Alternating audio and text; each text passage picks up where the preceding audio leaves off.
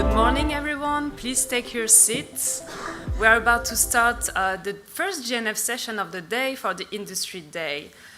This GNF session is titled From LEO to Lunar, Delivering Sustainable Innovation in Space. And please join me in welcoming on stage the moderator, Audrey Allison, Senior Project Leader at Center for Space Policy and Strategy at the Aerospace Corporation.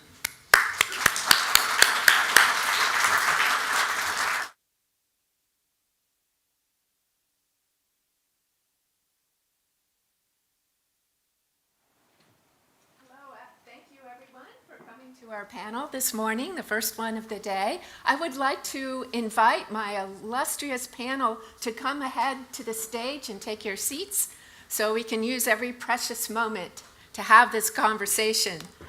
So today we are talking about the range of benefits that we get from space that are brought where national space agencies, private sector satellite operators, telecommunications regulators all come to the International Telecommunication Union, another United Nations body involved in space, and work together to develop a regulatory, legal, process-oriented manner in which to facilitate new advances in the use of space in order to be able to serve humanity in all the various ways they can.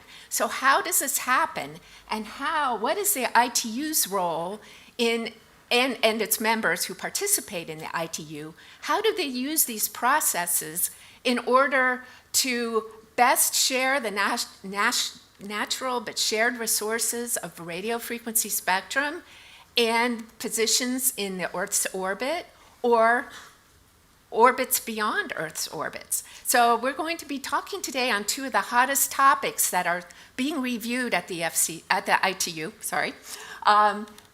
One is cislunar space exploration and development. Do the regulations we have today, are they ready for the plans we have for lunar surface missions that are coming in the near future? And so we'll hear the answer to that question in this panel. And of course, you're all aware of the great rise in the population of satellites in low Earth orbit, populating these large LEO constellations. We have the representatives from 3 of these constellations here with us today to talk about how they work in the ITU, what are the issues they're working on to ensure the safe and reliable operations of all these systems as they grow. And finally, what is coming up at the World Radio Conference in 2027 on these very topics. So it should be a fascinating conversation. I'm going to transition over here. So in order to kick off the conversation, we're going to have the panelists warm up by introducing themselves. But before that, let me tell you, we will be accepting audience questions, mostly at the end, but if I see a good, timely one, I might pop it in as we talk. So the QR code is on the screen. You've probably seen this already at IAC this year. You can see what other people are asking. It might inspire you to ask another question. So please use it, and I'll be monitoring up here as we go.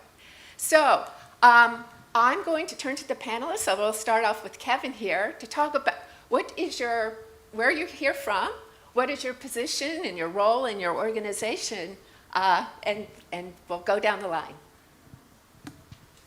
All right. Hey, good morning, everyone. My name is Kevin Coggins. I'm the Deputy Associate Administrator at the National Aeronautics and Space Administration in the United States. I manage space communications and navigation and spectrum for NASA. And so that means spectrum for all of our current operational missions and our future missions. The Deep Space Network that connects us to Voyager, Europa Clipper, missions all over the solar system.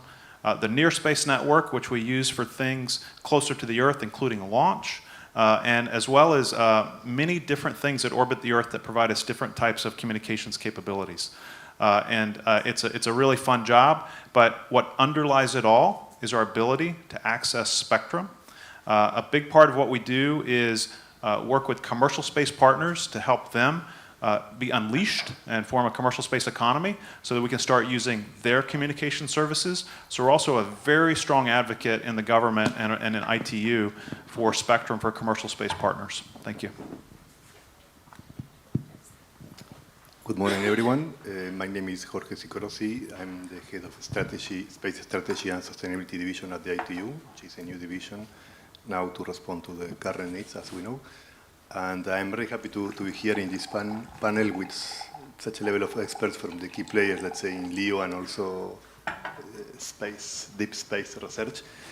In my division, we take care of monitoring the NGSO deployments. As you know, there are different regulations to ensure that there is a harmonized deployment of NGSO, an effective one, also without harmful interference. So we process all those cases. Hopefully, we will not have in LEO. So that's why we are here. And also, we take care of space sustainability activities in the context of ITU Radio Communication Bureau. We'll see later during the discussions. And I'm really happy to be here and thankful for the opportunity for ITU. Just an additional piece of information, if you ask. I am also coming from the Southern Hemisphere, from the other side, from Argentina, and then moved to Geneva. So happy also to be here in this very nice country. Thank you. All right, thank you so much. Good day to everybody. Pleasure to be here and a pleasure for the invitation. Yes, I'm Joseph Kohler. I am from a small country in Europe, Austria. I moved to the United States about 25 years ago, and I live now in Arlington, Virginia. I'm at a company that started out as a small online bookstore. And now we're actually operating satellites. So we have 150 satellites operating today for the constellation Amazon Kuiper.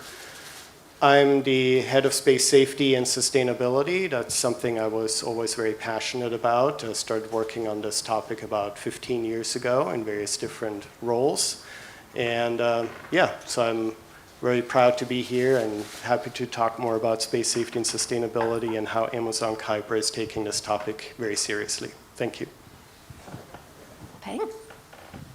Okay, thank you everyone. It's a privilege and honor to be here on this panel, and thanks for Andrew for organizing this conversation. I'm Zhang Peng, I'm come from China and representing the Galaxy Space Starlab commercial space company. We focus on the satellite manufacture and operations. As for today's topic, in sustainable innovation, I think from our perspective, innovation is quite important because we are in the business and innovation matters. But sustainable innovation holds far significance because that's not only critical for our own business, for the resilient operation, such as cash flow, continuing deliverability. Also, I think it's can achieving and providing some developing opportunities for us, both for our own and for our future. And as for the innovation, in past 5 years, we have developed more than 30 satellites, high-performance satellites, including the world's first broadband communication satellite, that utilizing the QV band as a feed links, the world's first four satellite interferometric sat systems, and using formation flying, cloud formation flying. Also, we developed China's first stackable flat panel satellite, kind of like Starlink, right? And also, based on satellites, we built China's first trial constellation network and achieving several groundbreaking validations, both domestically and internationally. As for the sustainability, we take the spectrum and optical use very seriously. In China, for every satellite operator and launch service provider, we have a lot of series of issues to comply. Before you launch your satellite, you have to complete the coordination with other operators to get your permission, verify permission, and for space objects, you have to complete a registration process, including submitting some specific orbit parameters, your safety design report, also the documentation about the compliance with the debris mitigation requirement, and something like that, also including the end-of-life disposal plan. And besides that, we have established with our China's National Space Administration about the satellite operations. Yeah, and our colleague will submit satellite information once launched and synchronize the precise information before the maneuver and after orbit determination, and they will perform the satellite collision risk assessment for us, and to make sure the space sustainability. Yes. Well, thank you so much. That was a good in-depth, and we'll get back to some of these details as we proceed. But thank you, and thank you so much for joining the panel today. Such advertisement. So David, welcome. Yeah, hi. I'm David Goldman. I'm the Vice President of Satellite Policy at SpaceX. The way these seats are set up, I'm like sticking out. I'm feeling very vulnerable right now. Please be nice with your questions. I'll protect you, David. What's that? I'll protect you. Thank you. I feel like I'm sticking out here. Yeah, so the team that I work on, we oversee all the spectrum, broadband, space sustainability policy, regulatory issues for SpaceX. Starlink now has over 7,000 satellites in orbit. We as a company are launching about every 2 days at this point. Not all of those launches are Starlink launches, but a lot of them are. So we're continuously putting up more and more capacity into this system. And we're continuing to kind of improve the satellites and keep them going to kind of make sure that we're able to provide as much service as possible. Right now we're in about 150 countries we're providing service around the world. I have lost track with how many people are on the system. I think we're over 7 million at this point. That's all around the world. And we're seeing growth in a lot of developing countries, which is really the most exciting to me. I really think that's these kinds of systems, this is one of the best uses of these systems, is to be able to provide service where it's too hard, too expensive for terrestrial services to reach. And so it's been really exciting to see that growth in those parts of the world. But thank you so much for having me. Really appreciate it. And thank you all for joining us for this conversation today. I've mentioned to the panelists, although I will be asking some softball questions, I want us to be inspired to have conversation among each other. And the panelists are even allowed to ask each other a question.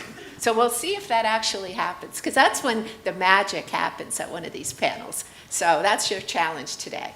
So before we get into the details, I realize not everyone is very aware of the ITU, the venerable institution of the ITU, which is a vibrant part of today's production of space law. Did you know they adopt new provisions of space law about every 4 years? A lot of people aren't aware of that. So Jorge, if you could just tell us a little bit about, enough of a basic about ITU so people can kind of understand the background of some of what we'll be talking about today.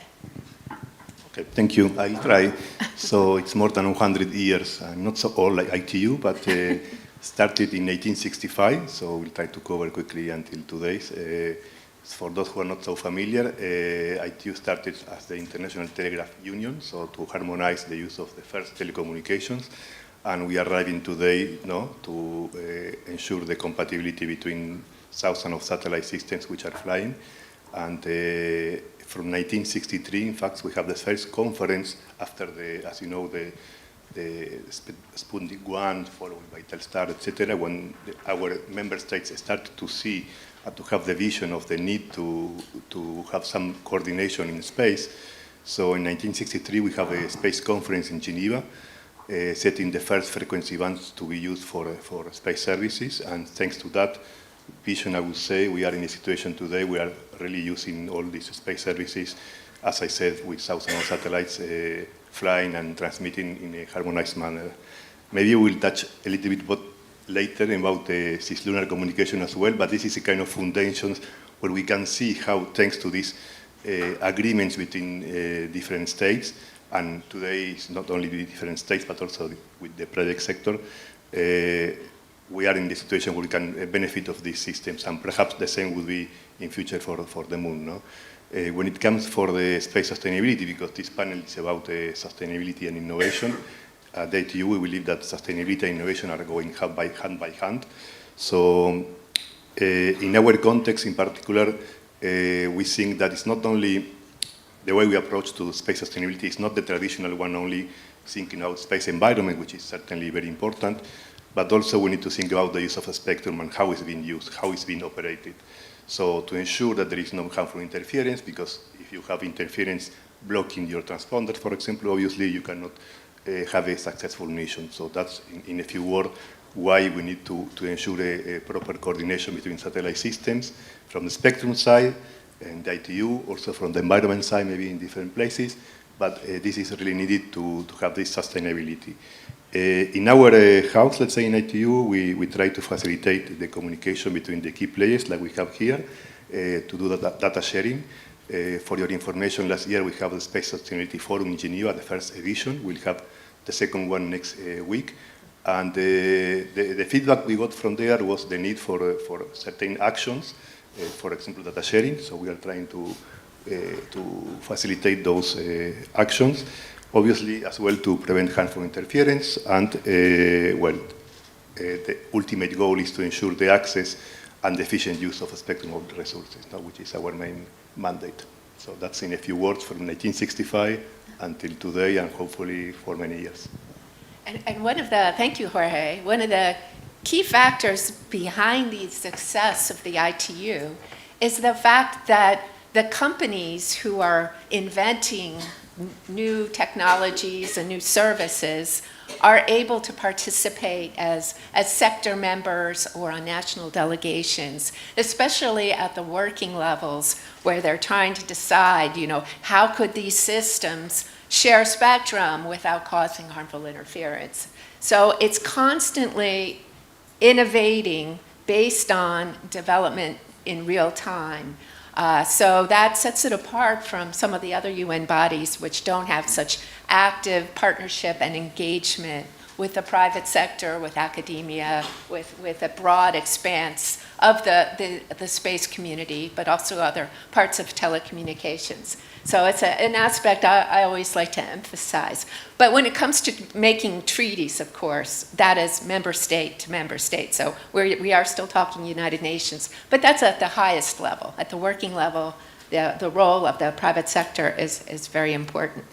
So as we have our discussion this morning, you'll hear more about, how people participate in the ITU's processes in order to make regulations necessary for innovation and sustainable use of these assets. So let's dive now into the substance of our conversation this morning to talk a little bit about the world of space exploration, so to speak.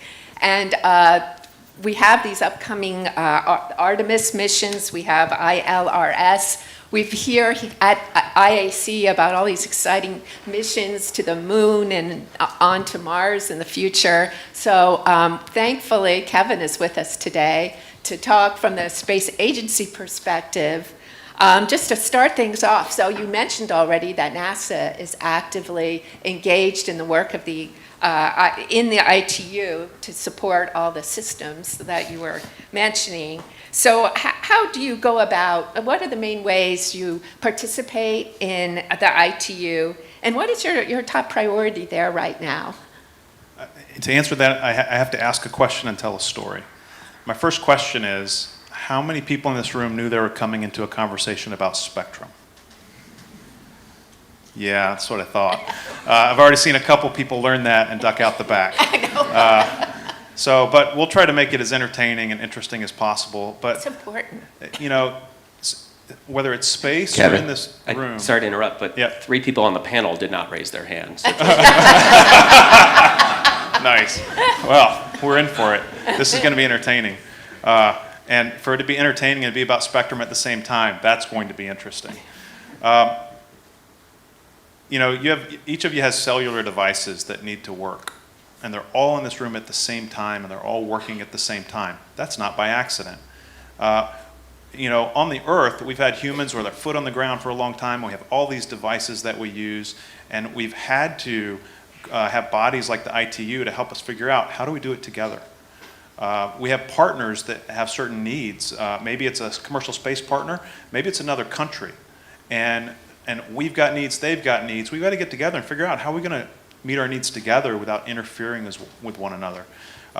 Back during Apollo 10, there was some weird sounds that the astronauts heard. They're on an active, risky space operation, and comms were getting interfered with. They were getting these warbling, these weird sounds. How many of you guys have heard about this thing on Apollo 10, right? So what it was radio frequency interference between the command module and the lander module. They each had some radios in there. Now this is not between countries, but it's one of the early cases of RF interference in space. It could have been so bad that they weren't able to complete their mission.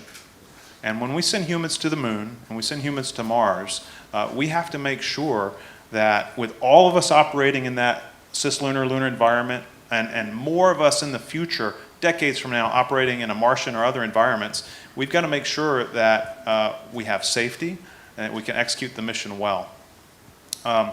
Sometimes when we talk about space ops, though, we forget about our friends in science. Science is about sensitive instruments, sensitive measurements, finding things in the noise.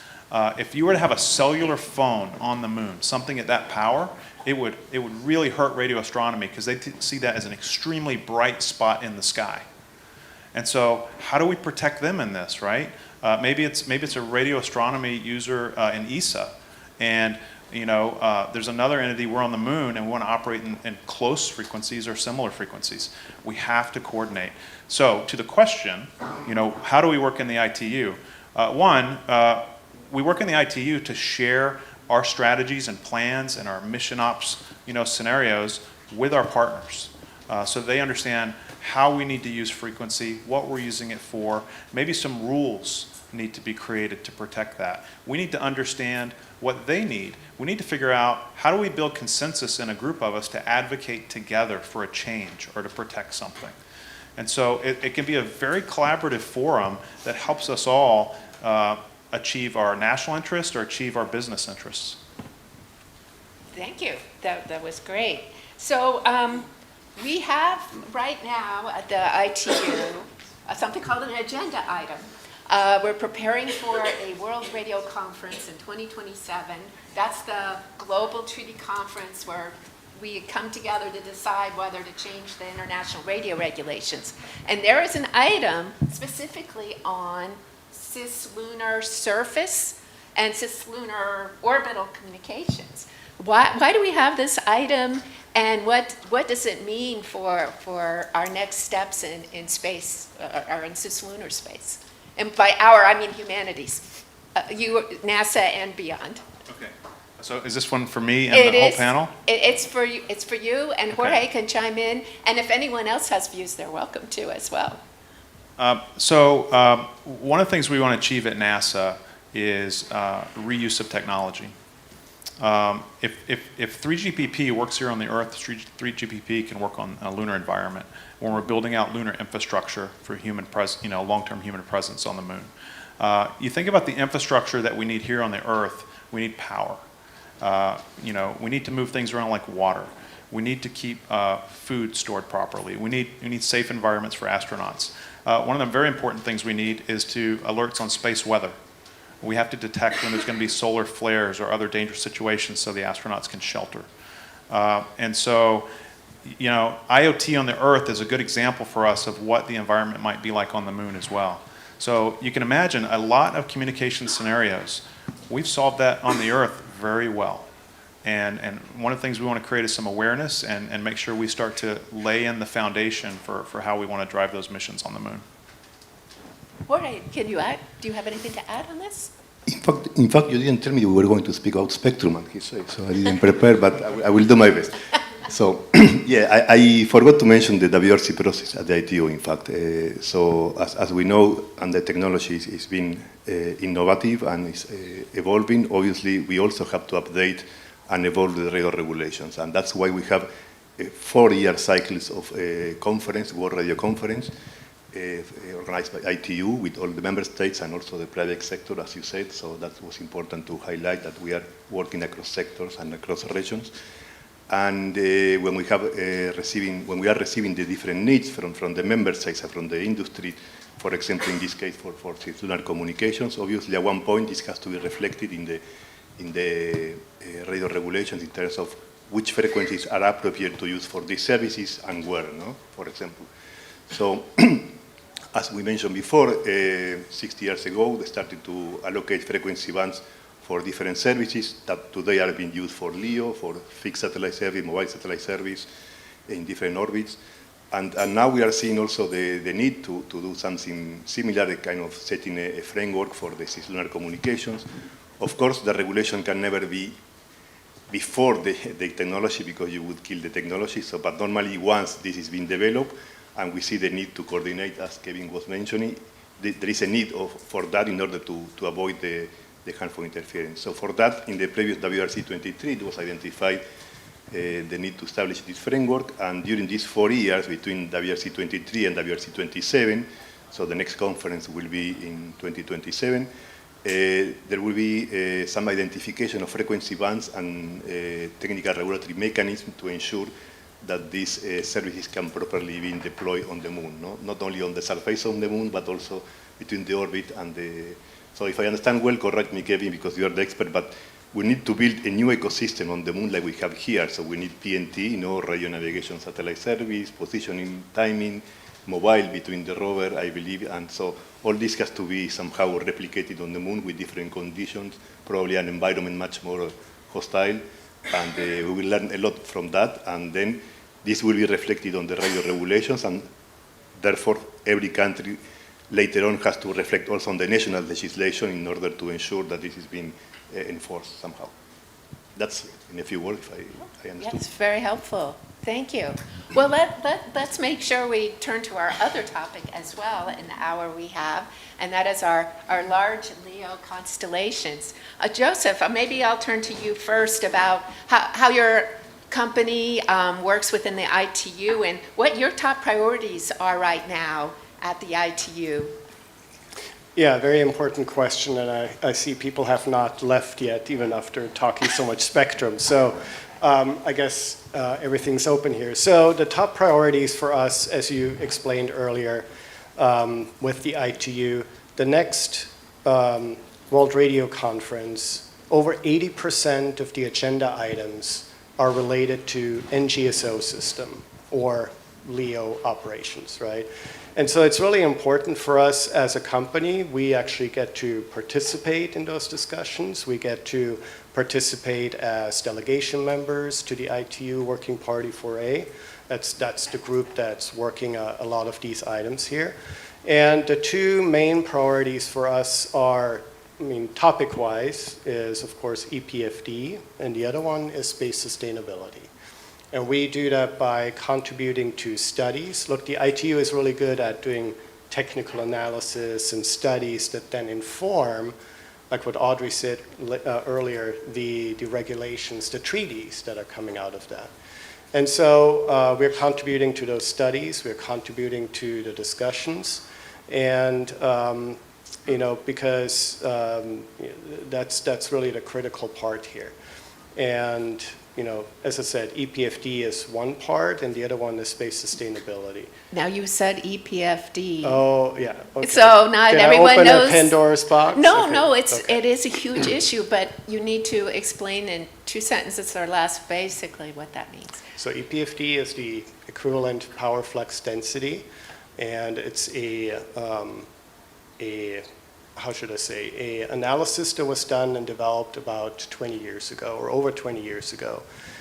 Based on, back then, satellites were still mostly using analog systems, analog signals, and our view, and I think some of our colleagues here as well, these technical analyses are ready for a revisit, new technical studies. Today's system are digital, they have many more different types of capabilities and switching and so forth in order to share that spectrum. So that's really, Yes, that's the key part. Sharing there, right? with the satellites in geostationary That's right. orbit. Yeah, that's a whole new thing, an old thing, but needs to be refreshed perhaps. Right, and the other part, what I mentioned earlier, is space sustainability, right? So the ITU came out with a Resolution 74 that asks the working parties to develop a handbook that is collecting experiences and best practices from other nations to help with that capacity building on space sustainability. Because space sustainability is based on safe operations in space, and it will help everybody to have those safe operations in space. And so a handbook is one thing. Another one is to work on studies towards safe disposal methods. ITU developed a wonderful website where countries and operators submit their best practices. So there's a lot of different topics going on, and we as a company want to be active participants because they're going to affect us as well. Thank you. Well, I have the same question for you, Pen. Okay, I will share how we engage with ITU. And your top priority. Okay. I want to say, first of all, at Galaxy Space, we actively participating in ITU is not a regulatory requirement, but also a fundamental necessity. Yes. Since we work closely with our Ministry of Industry and Information Technology of China, kind of like FCC in USA. Through this partnership, we can provide our technical solutions, technical analysis, and some operational experience, also some perspective of industry to the ITU. And since 2019, the second year after our founding, we have been actively involved in the starting groups of the ITU, especially for the Working Party 4A and 4C, with respect to the efficiently use of orbit and the spectrum for the fixed sunlight service and the mobile sunlight services. And we also contribute some crucial revisions to ITUR recommendations, such as interference avoidance between the non-GSO system and the GSO systems. And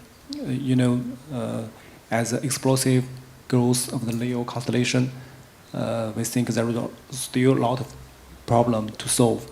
Not only the influence between the non-GSO and GSO, also the inter-non-GSO and between the non-GSO and the AMT terrestrial network. The D2C and D2D is a tendency. So it's quite a lot. I also noticed that Starlink have supplied some new VLEO orbits for the D2C network, right? Yes, quite a lot of satellites. I think that it's still challenging to solve the interference between the non-GSO system and the terrestrial network, right? And from some research from the Working Party 4A, it shows that the constellation size affects the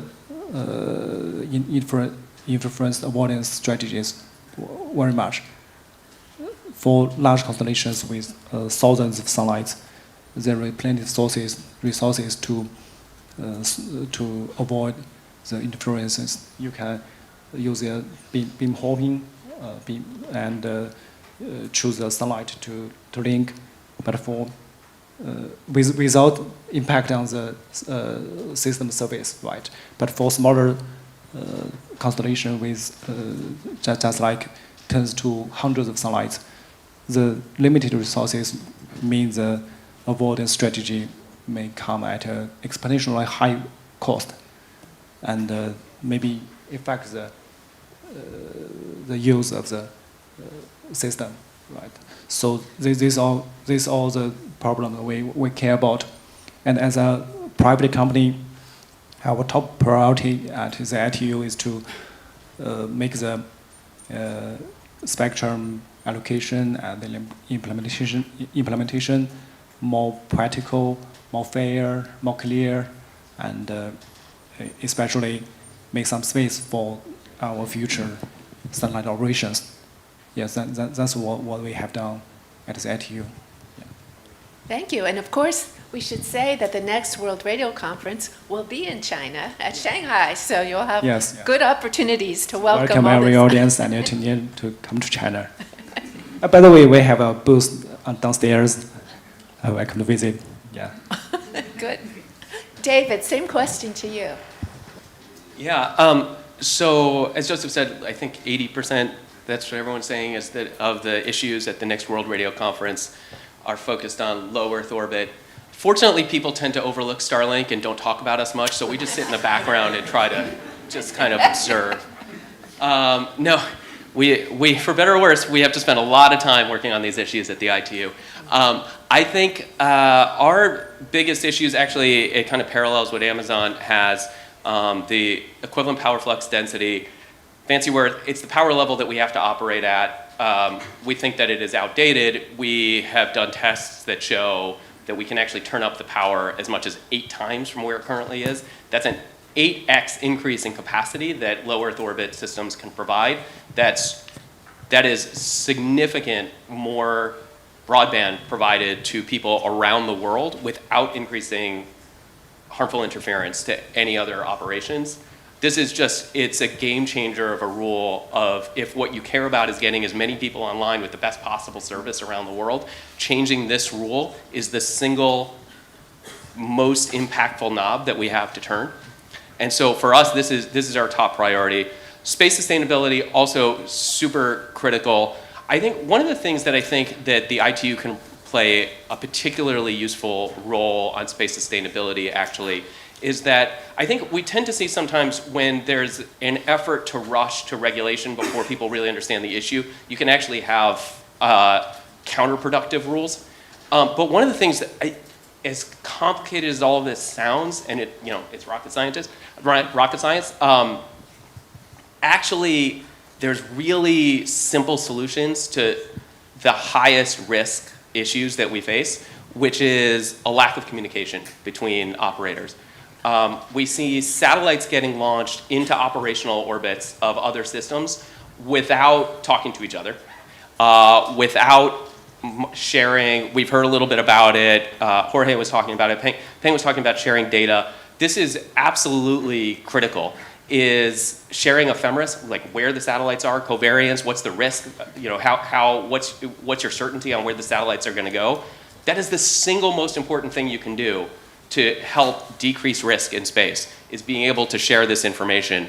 I think, to be totally frank, around the world there's trust issues between operators, between countries. I think the ITU can play a pivotal role in trying to bring people together and share information at a trusted place, where we don't have to. One of the issues, I think, with the ITU and the pace of what's going on in space, the ITU meets every 4 years. That is a very slow cycle compared to what's happening in space right now. Trying to get regulations on this, you're going to miss the issues by the time you get there. But what you can do is, if we can facilitate and kind of leverage the ITU to be able to share information with each other and talk to each other better in a more trusted format, to be able to share this data, I think that is the single best thing that we can do to lower the risk. I want to echo to David. As one colleague said, we always know how to contact with forensic coordination, but we don't know who to talk about with satellite operations. So we need a platform. And Agreed. Although you have my email now, so just email me and let me know. Yes, so we may. Yeah, let me jump in a little bit, because I was here at ITU. And Yes. so certainly, and that's the idea on the objective, in principle, the forum we are doing next week again, and to facilitate the communication and data sharing. And I can tell you a little bit in advance we were going to mention next week, but since we are at the IAC, we can really say one of the things we are going to call among the key LEO operators is really to exchange the direct point of contact for that. So most probably we are going to send a circular letter to all the member states and satellite operators to try to exchange this and put it in our website for a direct access, no? Because it's really important to have a quick access for both things, for RFI, for interference, but also, I believe, for operations. But if I may, I think you were asking everyone more or less the priorities and what we are doing in LEO. From the ITU side, I cannot say priority because it's the member states who set the priorities. But in a way, we can really say that there are, as we were saying before, two axes, spectrum and sustainability, certainly. And for us, it's very important to have certainty and transparency, because these are the two pillars, if you wish, for sustainability as well. Once you really know about data, when you really have certainty on the deployment of satellites, for example, you will have also sustainability. And for that, we have two resolutions in particular. I will not burden you with a lot of numbers, but WRC 19 set the resolution 35, which is the deployment for the LEO, for satellites in specific frequency bands and services in low Earth orbit. This ensures that the constellations, which are on my left side, they will be deployed in a manner that they are certainly expected, let's say, and effective. And this is what my team is doing. It's really verifying that they are in compliance with those milestones, which are 10%, 50%, and 100% in different times. And also with certain orbital tolerance, which are coming from the resolution 8 from the last WRC 23. What happened is that when my team already checked, they turned back and they launched already 100 satellites more. So, so we need to check it again, because as we say, the dynamic is really fast. So, but this is the only way to really ensure this transparency and also certainty, no? So that one satellite operator knows where it's expected to have the neighbor, let's say, and vice versa. So this is, in a way, also other contribution to sustainability. And the last two conferences in terms of resolution 35 and resolution 8, I don't know if you wanted to add something.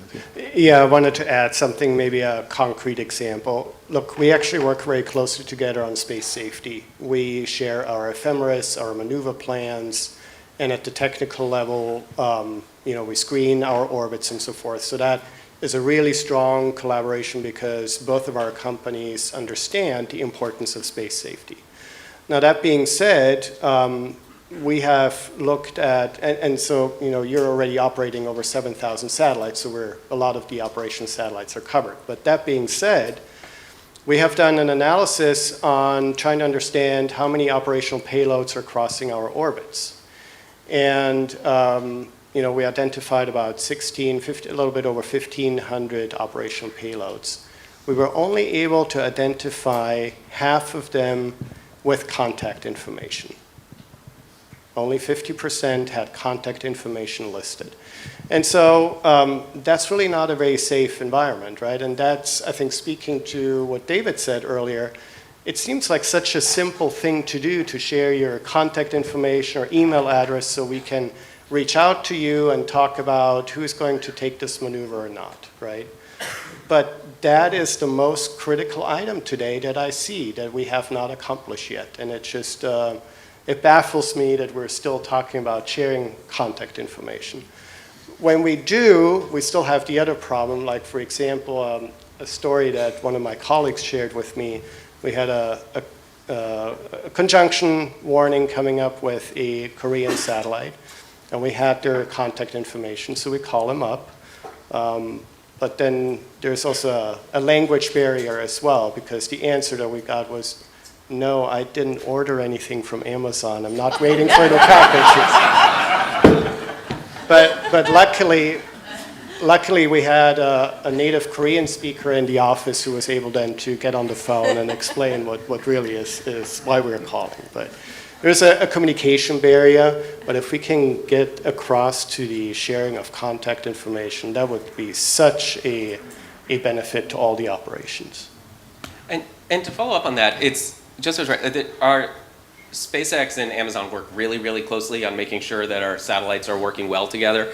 And so every time there's a new Amazon launch, our engineering teams are on the phone with each other, they're talking to each other, they're planning everything out. We know exactly what each other are planning to do.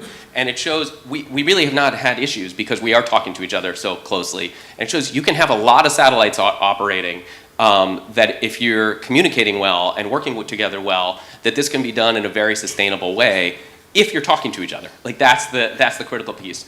On the other hand, we've had instances where a single satellite is operating where we don't know who's doing it, we don't know whether it's going to maneuver or not, and it increases our risk of collision by an order of magnitude, but from a single satellite. So really the key is this communication piece and making sure that we're putting the data out there as much as possible. You can have these systems operating together. It is doable as long as we're all being responsible. Well, so we're going to talk more about this in Geneva next week, correct? And you will all see each other in October at Working Party 4A, so we should make the commitment to make progress on this issue. Code of conduct. Yep. Maybe you lead us to a code of conduct. Code of conduct. Code of conduct. Oh. Yes, that's also complementary, but I agree that the first point is to have the directory, and this goes on not only for the LEO large constellations operator, because as I think you were trying to mention, obviously LEO is very much used, very much shared, spectrum and orbit, and space is today is being accessed by many, many more countries. There are emerging powers as well with more or less experience, and we need all these contacts, in fact, not only the large operation, which have already a lot of experience, but also the emerging countries, which are sometimes launching small CubeSats, they also should have a direct point of contact, at least to know if they have capabilities on board to maneuver or not. So if they don't have capabilities, they know that they can maneuver by themselves, I understand. But this basic information is very simple, but it's very important as well. That's what we understand from this forum.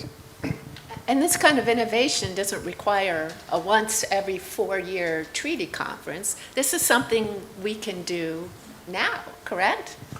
Oh, Yeah. thanks for the point, because sometimes we are challenged about mandate or non-mandate.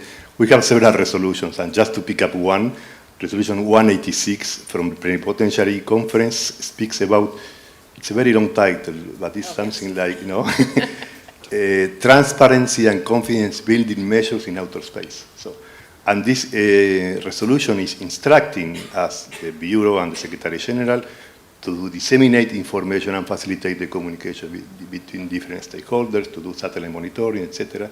So this is already in our mandate, and this is what we are doing. Okay. And the ITU also developed standards that can be agreed at lower levels of the ITU. You don't always have to wait for a World Radio Conference to get any progress accomplished.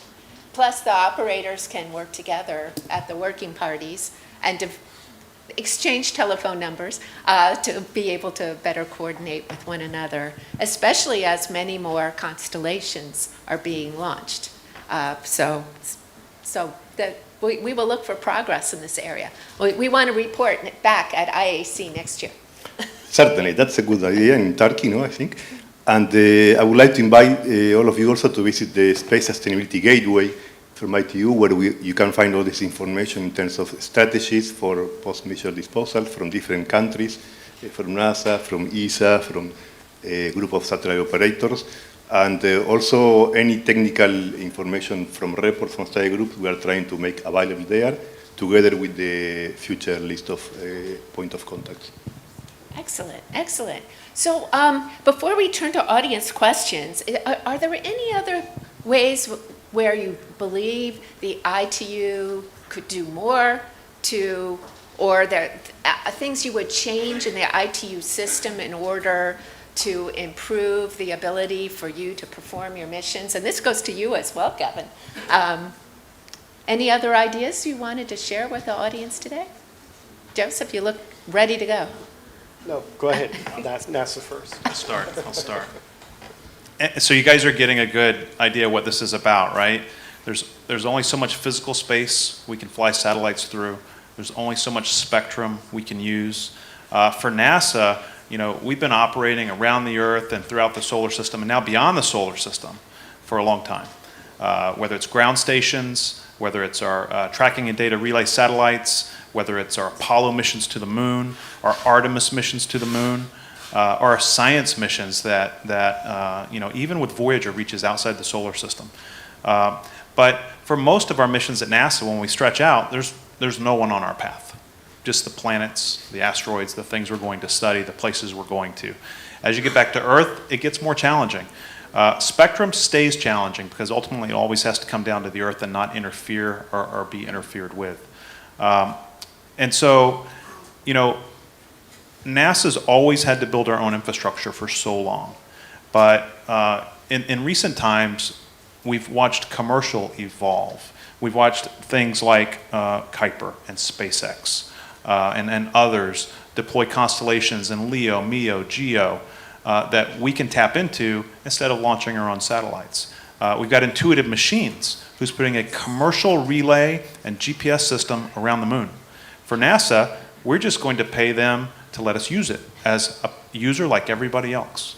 And so one of the things with NASA, our big change in how we work in the ITU is we come in there and we advocate now for our commercial space partners, because I need our commercial space partners to have the paths they need to solve their conjunction problems, to solve their spectrum problems, to be able to offer me those services so that I can fully transition to being a supporter and a user of the commercial space economy. The two items I would mention here is, number one, I'm looking for really a broad collaborative spirit between ITU and UNUSA and COPIUS. I mean, let's not forget that office also has decades-long experience on the topic of long-term sustainability. They even have a registration convention where countries have to register their objects. But unfortunately, that's not sufficient because we cannot just talk to the country first and then find out who actually the operator is. It needs to be more direct communication. And every multilateral venue has advantages and disadvantages, right, in terms of industry participation and not. But for example, the COPIUS recently this summer adopted an SSA experts group where they're trying to have more industry participation as well. So I'm looking for a strong collaboration between those two, because I think this is a critically important topic that all parties can really bring a change to the environment so we can all operate safely and provide those services to humanity that we're looking forward to. The second topic is, and again, every venue has similar issues, but is less politicization of agenda items. And look, we're having incumbents who are terrified of NGSO operations, and they do political maneuvering, blocking of agenda items or delaying, and we need that progress, right? So less political agenda maneuvering and more collaboration. I think those are the things that I would really look forward to. Agreed, agreed. Anyone else want to offer any thoughts? David? I guess I can go quick. So first, 10-year-old me thinks that the idea that I work at a rocket ship company that works with NASA and launches NASA stuff is the coolest thing that's ever happened. And I love the fact that NASA has been so collaborative and that we get to work together on so many things. It really is like a highlight of the job. It is where things should be going, and it really has been just a treat. As far as the ITU goes, to be honest, the thing that worries me the most with the ITU is the pace, right? It has 4-year meetings. I just don't know how sustainable that is of maintaining kind of the relevance of these conversations on technologies that are evolving so quickly. If you're meeting every 4 years and it takes a cycle to even get something on the agenda, you go back 8 years. So SpaceX is now the largest satellite constellation operator in history. 8 years ago, we had no satellites, none, right? So if we had to start an issue, talking about an issue 8 years ago, we would have no idea where we're currently standing. I don't think that this is a sustainable model to be able to keep it at this pace and maintain kind of the relevancy on the issues. One of the things that's kind of is an important safety valve that I think, frankly, is under threat right now, that I'm really kind of concerned about where things are going, is the ITU thankfully has this kind of do no harm rule. It's, everything at the ITU has to be numbered, so it's 4.4. Put that aside. It's essentially saying you can innovate as long as you're not doing any harm to anybody. There's a lot of push to try to limit that. Let me tell you what happens when you do that. Right now, for example, you heard a little bit about it. We have a direct-to-device system that we're operating right now. So we have millions of people around the world who are using our direct-to-device system. The number one use case for it is during emergencies. When terrestrial networks go out, we get millions and millions of texts of people calling for help, finding their loved ones during an emergency when they have no other way to communicate. That is all operating currently under the do no harm rule at the ITU. That is the only way that we were able to get it, that we could operate. Not because the ITU did anything wrong, is the cycle is too long to be able to have rules for a new innovative service. There's efforts to push back on this and to limit that kind of innovation and take this rule away. That is a safety of life rule. That is critical for new innovation, for new development, and we have to really, really be careful that if we're going to continue to make decisions on these time cycles, that we have a safety valve that allows there to be innovation so long as you're not harming anybody else. Good point. And 4.4 will likely come up at the World Radio Conference and definitely at Working Party 4A, whether it should be under Agenda Item 7. Well, let's talk about some of the questions coming in. Some of what you have just brought up, okay, hold on a second, have been our topics that have been coming up in our questions. So thank you on that. Jorge? No, just very quickly to answer a few things about the ITU modernization for some things, if you wish.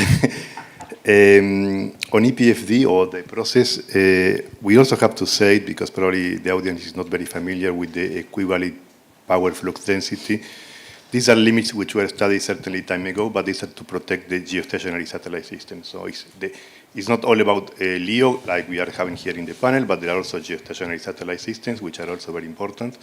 And that's the reason of the EPFD. Then it can be discussed is how much or how less it can be the level. But both the orbit and the spectrum is a natural resource to be shared. On the WRC cycle of 4 years, there were tries in the past to do it for 3 years, and there were a couple of, but we are on your hands. The member states have to decide to do it, even if you wish to do it 2 years. What is important is to have the sufficient time to have very solid studies, and consensus building, as you know, takes time. And once the decision is taken, obviously everybody has to respect and to follow that decision in terms of framework. Because sometimes it may happen that the WRC takes one decision, and then 1 or 2 years after, the same space stakeholder is thinking about something different, and say, well, but we just set a framework, so we have to follow in that direction. No? So that's why sometimes it takes time. But all in all, I would say we need to think about the resilience of the system. So when we are speaking about a new system, it's also trying to facilitate the introduction of new technologies while we are protecting the existing ones, because otherwise you will be in the same situation in the future by another system. So that's why it takes, let's say, these 3 to 4 years in the sense of, but I agree that we would love to have, of course, sometimes solutions before it's deployed, let's say, no? I have some ideas. We can talk. Oh, yeah, and I want to be part of this conversation, too, because I lived through those times when we had these conferences every 2 years, and the FCC was a big supporter of that at one time. But, you know, one interesting thing about these WRCs is we have these huge agendas. They last 4 weeks long, but every decision is taken by consensus. So it's consensus by exhaustion. It's really crazy. But anyway, it is sausage making. So, Kevin, we do have a question for you here, if I can find it now. Is there a role for Artemis Accords countries to cooperate on spectrum issues, even though it is not an explicit part of the Accords? There's a role for every country to cooperate in spectrum issues, right? Brilliant. You know, the spectrum we use isn't defined by the Artemis Accords. It's defined by the fact that we physically live here. And you can't create more spectrum. You can't add to it. You can't take away from it. And everyone's already in it. And so we do spectrum coordination through the ITU with everyone because it's required, because you can't contain them within a subset of the countries, because everyone uses it. It's a great question. And we did get a question about the ITU and space sustainability, and I think, Joseph, I appreciated your comment about the need to complement each other. I just wanted to mention at 3:30 I'm doing a paper on that very subject too in room C23. But there are ways the ITU plays a role in space sustainability, but it's not a replacement for UN COPUOS or UN USA, who are responsible for the Outer Space Treaty. But the ITU is the one where it brings together the national telecommunications regulators who license systems like SpaceX or Galaxy Space, and they come together and have these conversations there. Plus the ITU has other folks who do capacity building. There's a whole development sector in the ITU where they can help COPUOS in capacity building and spreading this knowledge. And also, we've heard about this, the gateway and the handbook. This is all about sharing information, the best practices of national administrations in orbital debris mitigation requirements. There are various ways for us all to work together to build a community of space sustainability. It's not just one agency or another. It's all working together. So we hope that this panel today helped, bring better understanding with you as well as to, yes, spectrum is hard to understand, but it is a vital part of every space mission that you're hearing about at IAC.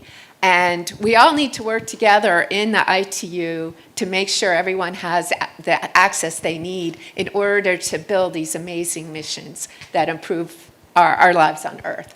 So I wanted to help me thank these wonderful panelists for this discussion today. And thank you for coming to this GNF today.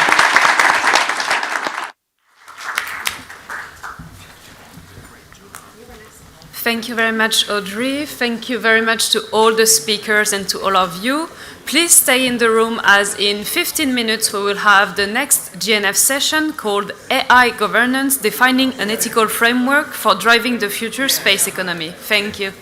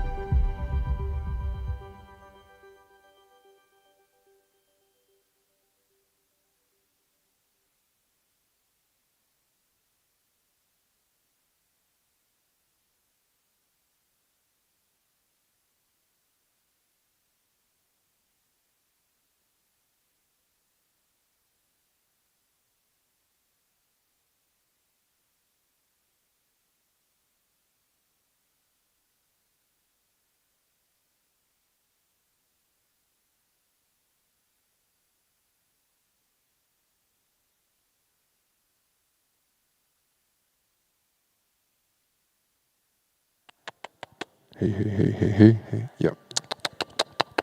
1, 2. Hey, hey, hey.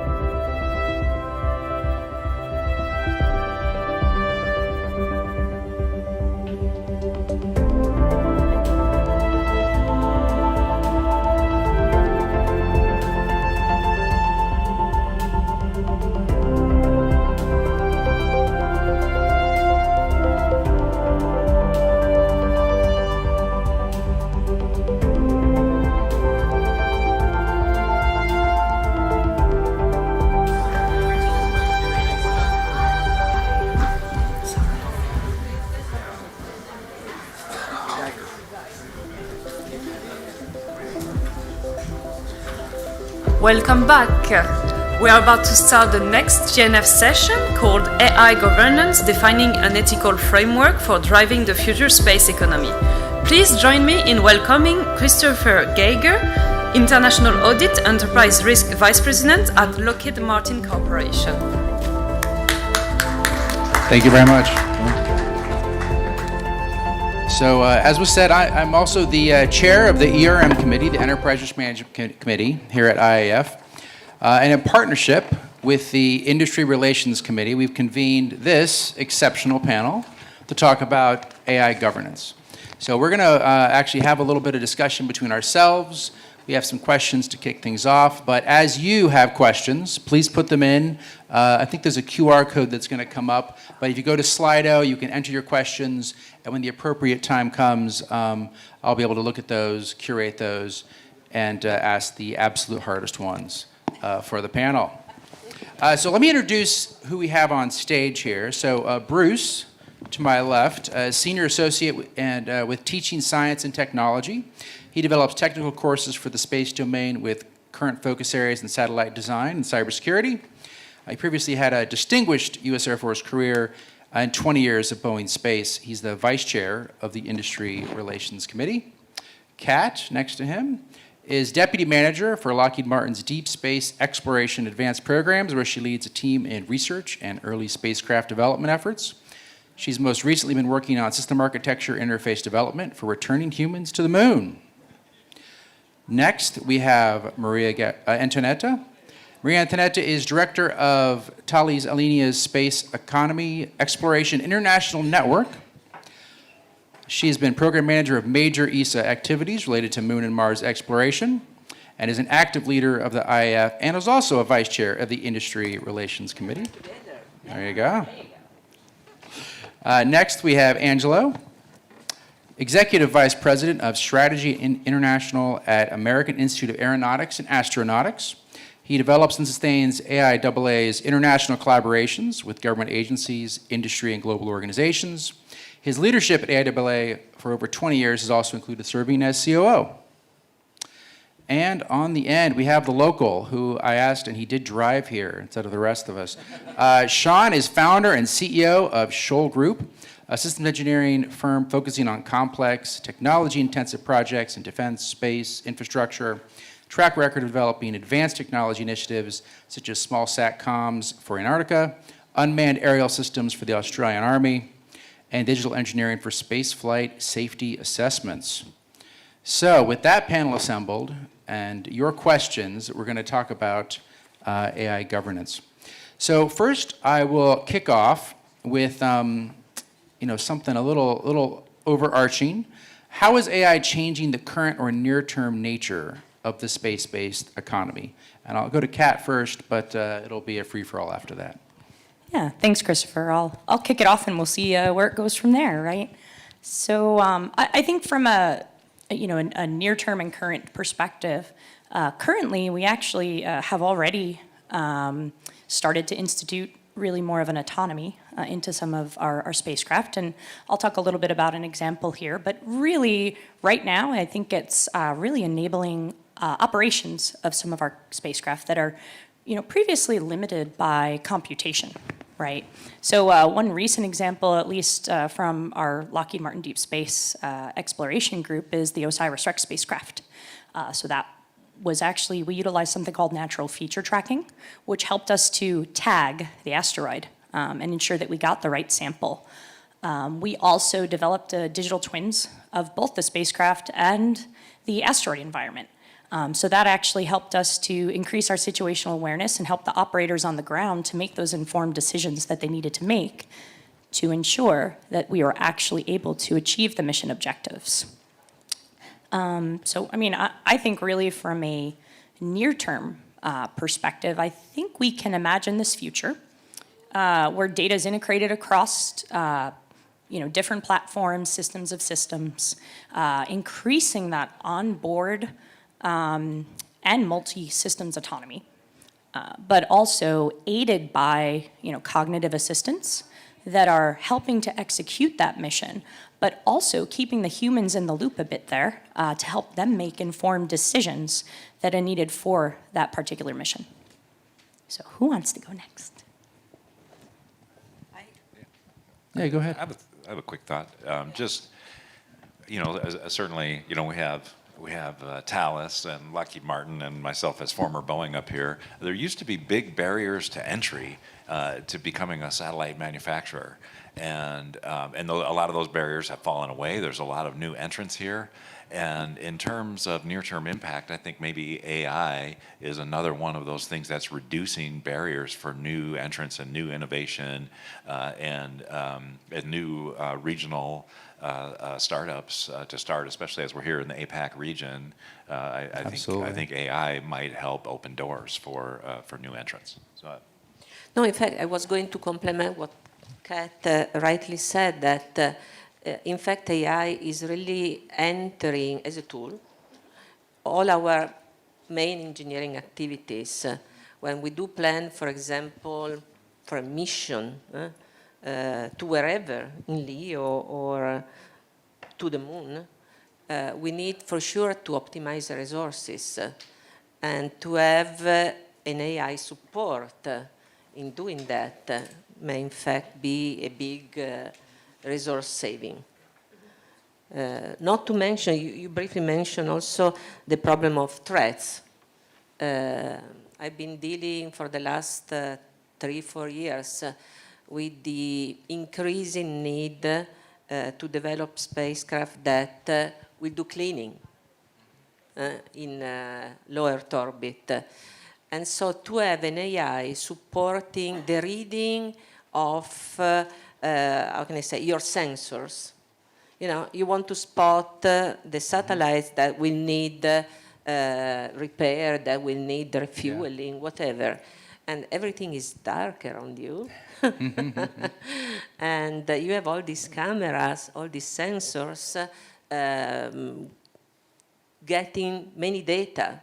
But then you have to suck among those huge data what is really useful. You need to spot, I have to go there. I mean, in an automatic way. You don't have any person involved in the story. And so that is going to be an interesting tool. No, it makes sense. As space gets busier, you need more autonomy. Absolutely. Yeah. The farther you go, the more you need it. That as well, the time distance. Yeah. Sean, do you have something? Thank you. I might add that to my panelists that I think that AI will, further to Bruce's point, increase the democratisation of space, much lower the price of entry, and allow more companies, more countries to actively participate. Tasks that used to require lots of on-the-ground computation, lots of people, large spacecraft, can now be done with AI assistance at a much lower price and complexity point. Pretty much every small space mission I've come across in the last 2 years has had some mention of using AI in some creative way. So it's here to stay already. It's already reasonably pervasive in what we do. So it's a good topic to be talking about. How do we govern it ethically? Yeah. Let me go to another question that's more practical. So how does AI affect space sustainability, logistics, long-term space-based resource use? Maria Antonietta. Yeah, if you want, I already started to tackle this point. Again, not only for the vicinity, but even more so for when we plan for robotic mission to Moon and Mars, where we have a lot of huge problems to tackle. But for sure, resources is one of the major ones. And so to optimize the use of the resources, both at fuel level, for example, or when we will have people involved, food, water, you mentioned, one. And so to have a super smart use of those resources will be a key opening for this type of mission. Then for sure, people are unpredictable, thanks God, this is positive. But these years ago, we were used, old people like me, with almost 40 years in space. I remember that for many times we We analyze the operations and the activities that were better to be handled by robots versus human. You remember robots versus human? Now I think that we shall look at artificial intelligence as a nice supporting tool. So at the end, the final decision will remain in people. But to have a smart secretary beside you, it's not bad. Yeah. Anyone else want to jump in on that one? All right, we'll move on to how is the increasing use of AI going to influence space economy investment levels? And I know those have been going up over the last couple of years, and certainly AI investment's been going up. Sean, you want to take that one first? Yeah, thanks, Chris. My thoughts are investment in anything is a function of relative attractiveness. Something that's more attractive to invest in is going to attract more investment, or tends to, both as compared to what came before and to other sectors of the economy. So the question really becomes, will increased use of AI make space relatively more attractive in terms of potential returns, effectiveness of the technology, and reliability of the technology? I think that those that can show early relative advantages may benefit. However, investors will also likely be concerned about reliability and predictability of the technology. So how much we trust AI is going to be a major factor in this. If our industry can demonstrate resilience by, for example, being able to rapidly remediate problems via in-space software updates, then investor concerns will likely reduce. Assuming so, then given the promise of AI in space-related applications, I can see a scene being set for some applications that attract very significant investment and perhaps capture a significant sector of a market that delivers value across a wide client base. Think search engines and social networking starting about 20 years ago. Eventually, though, AI is just going to become a mundane and accepted part of space technology. I think it's starting to look that way now, frankly. Foundations that offers little or no differentiation. If you think of the emergence, for those that are old enough, the emergence of office automation in the 80s and 90s was a thing, and it was going to be different, and now everyone's got it and it provides no real differentiation. And is life better? That's debatable. So therefore I think the question is going to go away at that point. Yeah. Go ahead. I think that the pervasive use, increasing pervasive use of the technology of AI in space ultimately will outpace, I think, the ethical frameworks that need to be built around it. And so therefore best practices, I believe, need to keep current with the amount in which we use AI relative to the endeavors that I think, and the aspirations that we have in space. So just adding on to that point, I think it's important that we not forget, how do you keep the frameworks aligned to the increasing use of where we're headed with AI for missions, for applications in that environment. Yeah, great point. I mean, there's enough issue with regulating AI on Earth, right? Where there's also some safety aspects, but there's even more safety aspects in space. Bruce, did you have another point? No, Yeah, I think. Didn't understand the answer, so no. Yeah, Sean mentioned trust, and I think that is a key element here. Is as we go through our launch readiness reviews and our certifications and acceptance criteria all along the way, we can't just abrogate our responsibility as engineers in that process and say, well, the AI says it's okay, and so therefore we're go for launch. At the end of the day, if there's a launch failure or a mission failure in orbit, we have to go back and question all of those things. And yeah, I think you're absolutely right. The issue of governance is going to have to keep pace with the fact that there's these new tools available, but the ultimate responsibility still rests on our ability to rely on the tools in a trusting way. Yeah, test. There was another AI-related GNF yesterday afternoon that many of you may have been at, and one of the questions was about how you hold AI accountable, right? And the initial answer, and then there was a better answer after that, was, well, if they do something wrong, you fire them, right? Like you would with any human.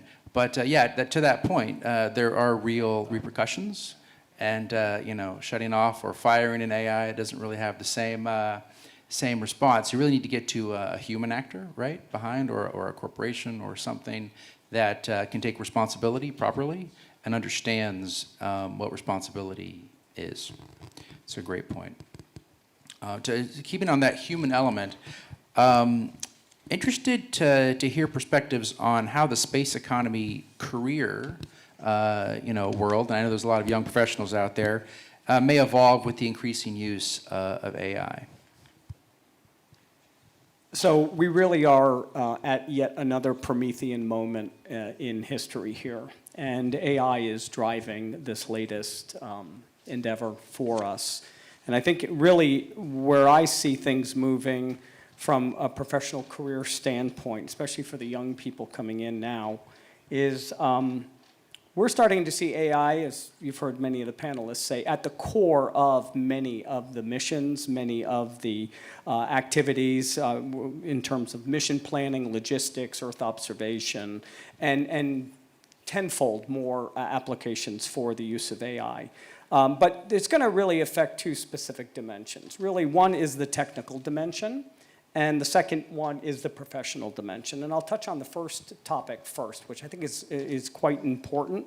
The critical skills will be for us to know how to use AI appropriately, how to interpret the outputs that the AI gives us for any of the missions that the professionals are working on. And then finally, how and when to challenge the outputs and the results that come from AI. So this is a specific human factor that needs to be inserted into the process of any results that are generated from AI algorithms.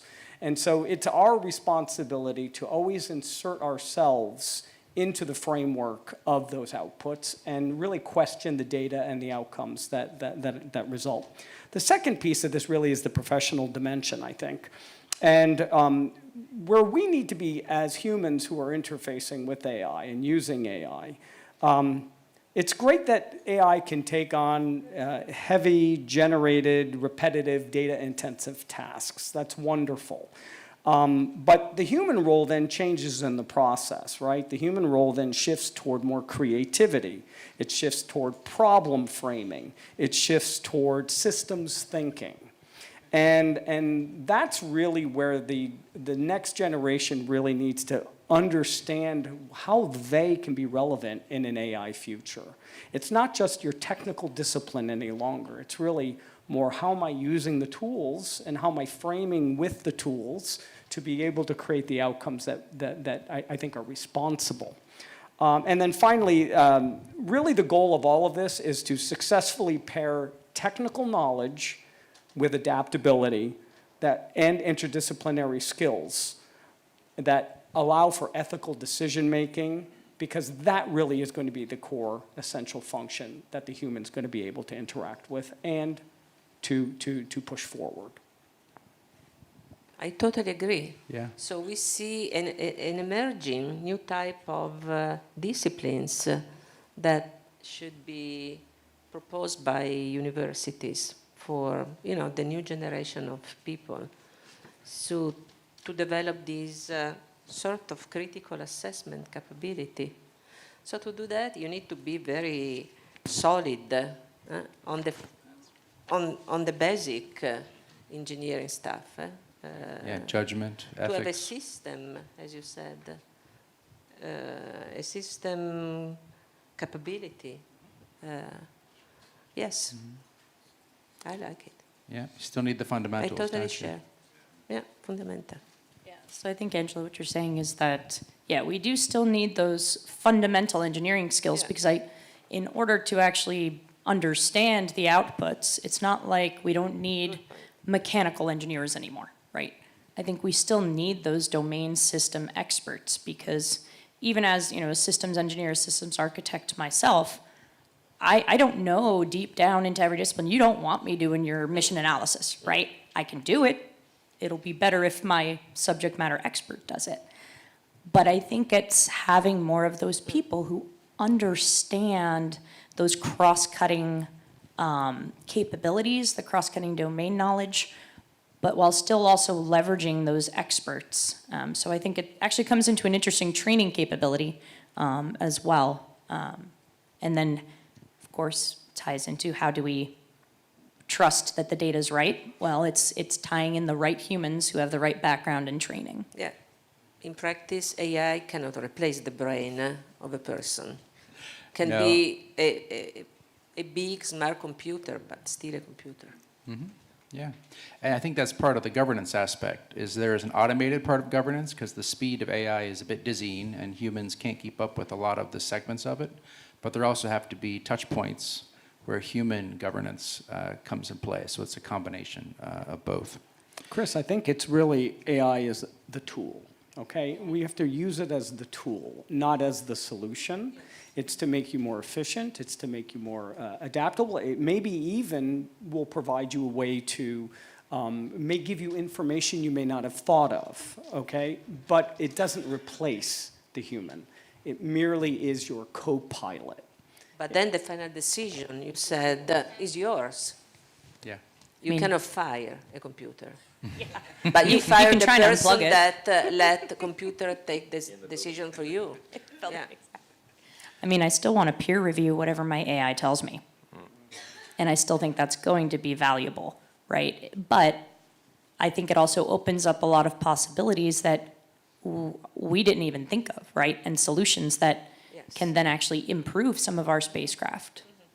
Mm-hmm. Yeah, I think it's a very exciting time to be a young technical professional now, because it will allow you to do more, to less drudgery, more systems thinking, more architecting, more letting your mind fly with your co-pilot, not advertising from Microsoft, but with your co-pilot next to you to do some of that drudgery.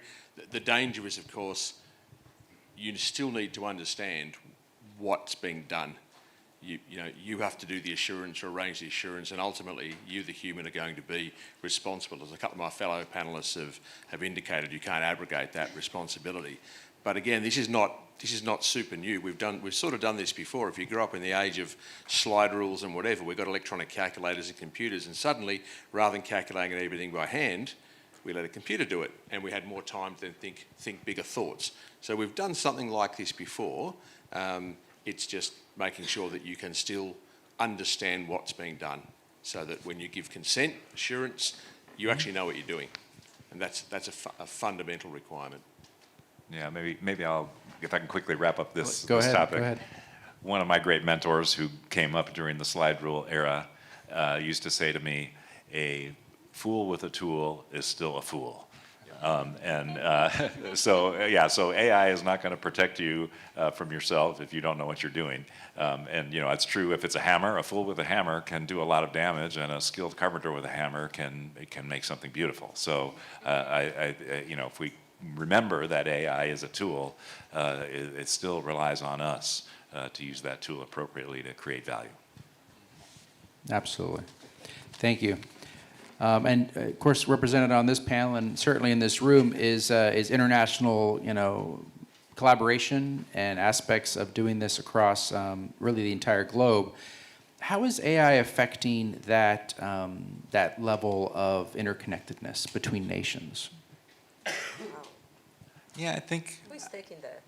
Bruce? I think it's similar to what we've been saying about reducing the barriers to entry. What are the barriers to collaboration? What's standing in the way of collaboration now?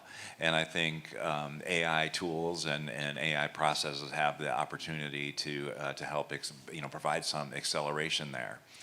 But I still think we'll see clusters of innovation happening, and I think that comes down to this issue of trust. So we'll have communities and pools of capability that emerge, and then but then we'll have this ability to transfer international borders either on collaborative missions or international supply chains that we already have. I think we'll have the opportunities to do those even better and even more seamlessly, provided, of course, we address this element of trust.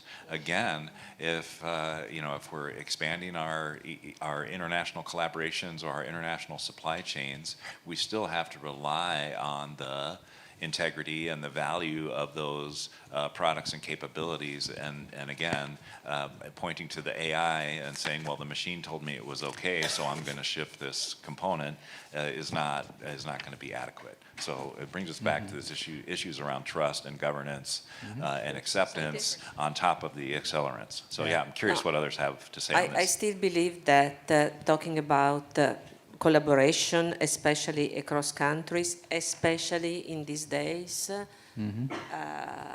the human sensitivity makes the difference. So it's like to have notes. Each of us has notes, but then when you want to relate to another person, you look at that person in her eyes, and then you speak. So again, as a tool, yes, maybe too easy the discussion. Maybe we will not need to, I don't know, speak another language because the computer will speak for us, and that will be good. It would be much easier for me if I could express myself in Italian, yes. But then when we come to trust, when you come to rely on the other as really somebody you want to share your path with, in space in this case, the human dimensions for me is much, much above computer, AIs, and all these fancy stuff. Right. I mean, the internet is kind of another example of that. A couple of decades ago, that certainly flattened things and allows us all to communicate much more quickly and better. And yet we all still flew here to Sydney to have this conference, right? When we could have done it on the internet, but we've all found that it's not the same. And AI is probably going to be similar. And it could create confusion. I found this, sorry, this is me always out of the writing stuff. I found this capability amazing. Yesterday, I couldn't believe that some of us were speaking and the computer was already writing so quickly, despite the fact that Italian people are known as a fast speaker, but people from Australia, much, much faster. So very difficult for foreign people to understand. And so it was working, but some words and no meaning. So we need to pay attention. I come to the topic of this friendly discussion. Yes, AI is a tool, but talking about international collaboration, pay attention that maybe a computer could use the equivalent of a translation, not in the proper way. And then the tone, the color, the whatever can make the difference. Yeah. Angelo, did you have something as well? I just wanted to add on. That was a great point. I think really we have to look at this as how do you develop this symbiotic relationship with this tool? And nothing replaces. Again, we've all flown thousands and thousands of kilometers or miles, depending upon where you're from, to get here. And there's a reason for that. It's because in the end, nothing replaces what you're experiencing while you're here. And that trust is developed through people. And it's an eye to eye, it's a handshake, it's a sit down, it's a cup of coffee. You can't do any of that with AI. I mean, you could, but it'd be rather boring. But it'll just feed you back information that you want to hear. But the problem is that it's not building trust other than the information it gives you, which you ultimately end up having to question anyway, or at least validate. The interaction between humans can and should never go away because it is the basis of every great achievement we have ever we've ever created together. Well, thank you. So over to the investment side of things, what investments in infrastructure are required for the successful uptake of AI by the space sector? And that would be, either on terrestrial ground or up in space. Yeah, I'll jump in on that one here. So I think, initially it's very similar to other applications and other domain use. I mean, you need those computational resources. Of course, in that area, when you're talking about onboard systems, what does that look like, right? We're not going to be able to put a huge server farm on a small deep space exploration spacecraft, right? Maybe we could fit one on the moon, but even then, that's going to be an interesting challenge, right?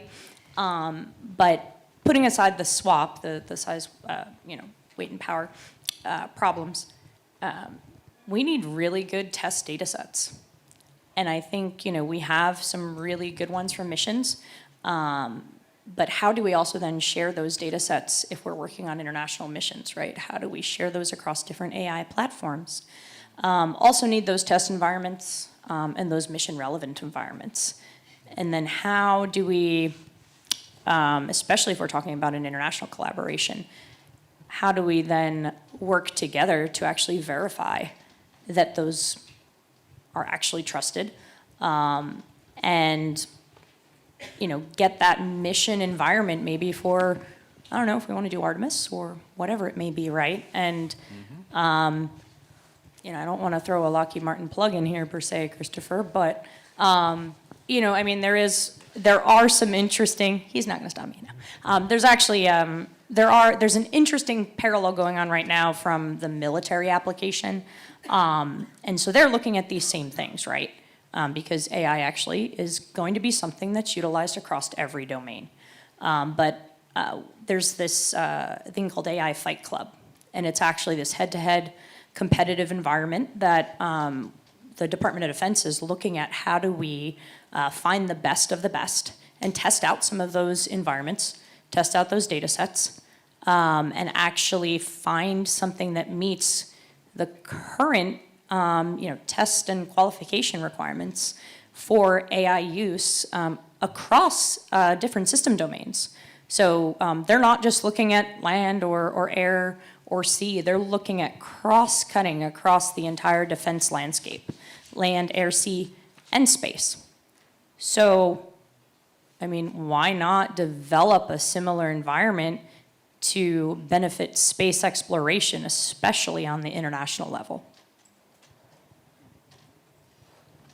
I might comment that I think that the rise of AI in space is going to drive associated technologies like quantum computing, and putting quantum computing in space. You need significantly increased computational resources.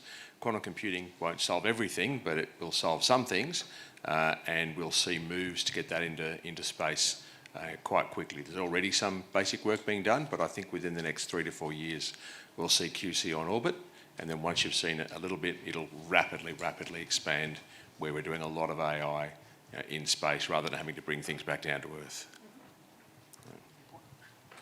Yeah, very good. So here's a question that came in from the audience that's been upvoted a little bit, so I'll bring it in here. So what measures can be taken to prevent AI from behaving unpredictably in case of critical systems? I know we've touched on this a little bit, but anyone want to jump in on how you govern that? Even if you inject in your procedures the final word to be human, we are learning that even the human final word can be unpredictable sometimes. So I think that maybe, I don't know, I'm not an expert, maybe before, a crazy action might be executed in orbit, easy picture, 2 satellites, one is approaching the other nation satellite to do something that maybe is not super ethical. Maybe the really final decision shall remain in the hands of a group of people, not one person. I don't know, I'm not an expert, but the risk is big. The risk is big. Yeah, go ahead, Bruce. Yeah, one early area of adoption of AI, of course, is in the area of writing software, and maybe not so much in our domain because of the nature of the software that our developers write in terms of real-time operating systems and controlling cyber physical avionics and so on.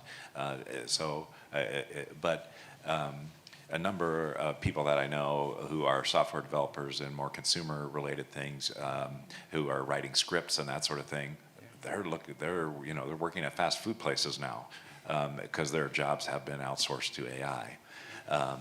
And the question becomes, and probably the risk there, if that code behaves in an unexpected or unpredictable way, the consequences are maybe not so great, right?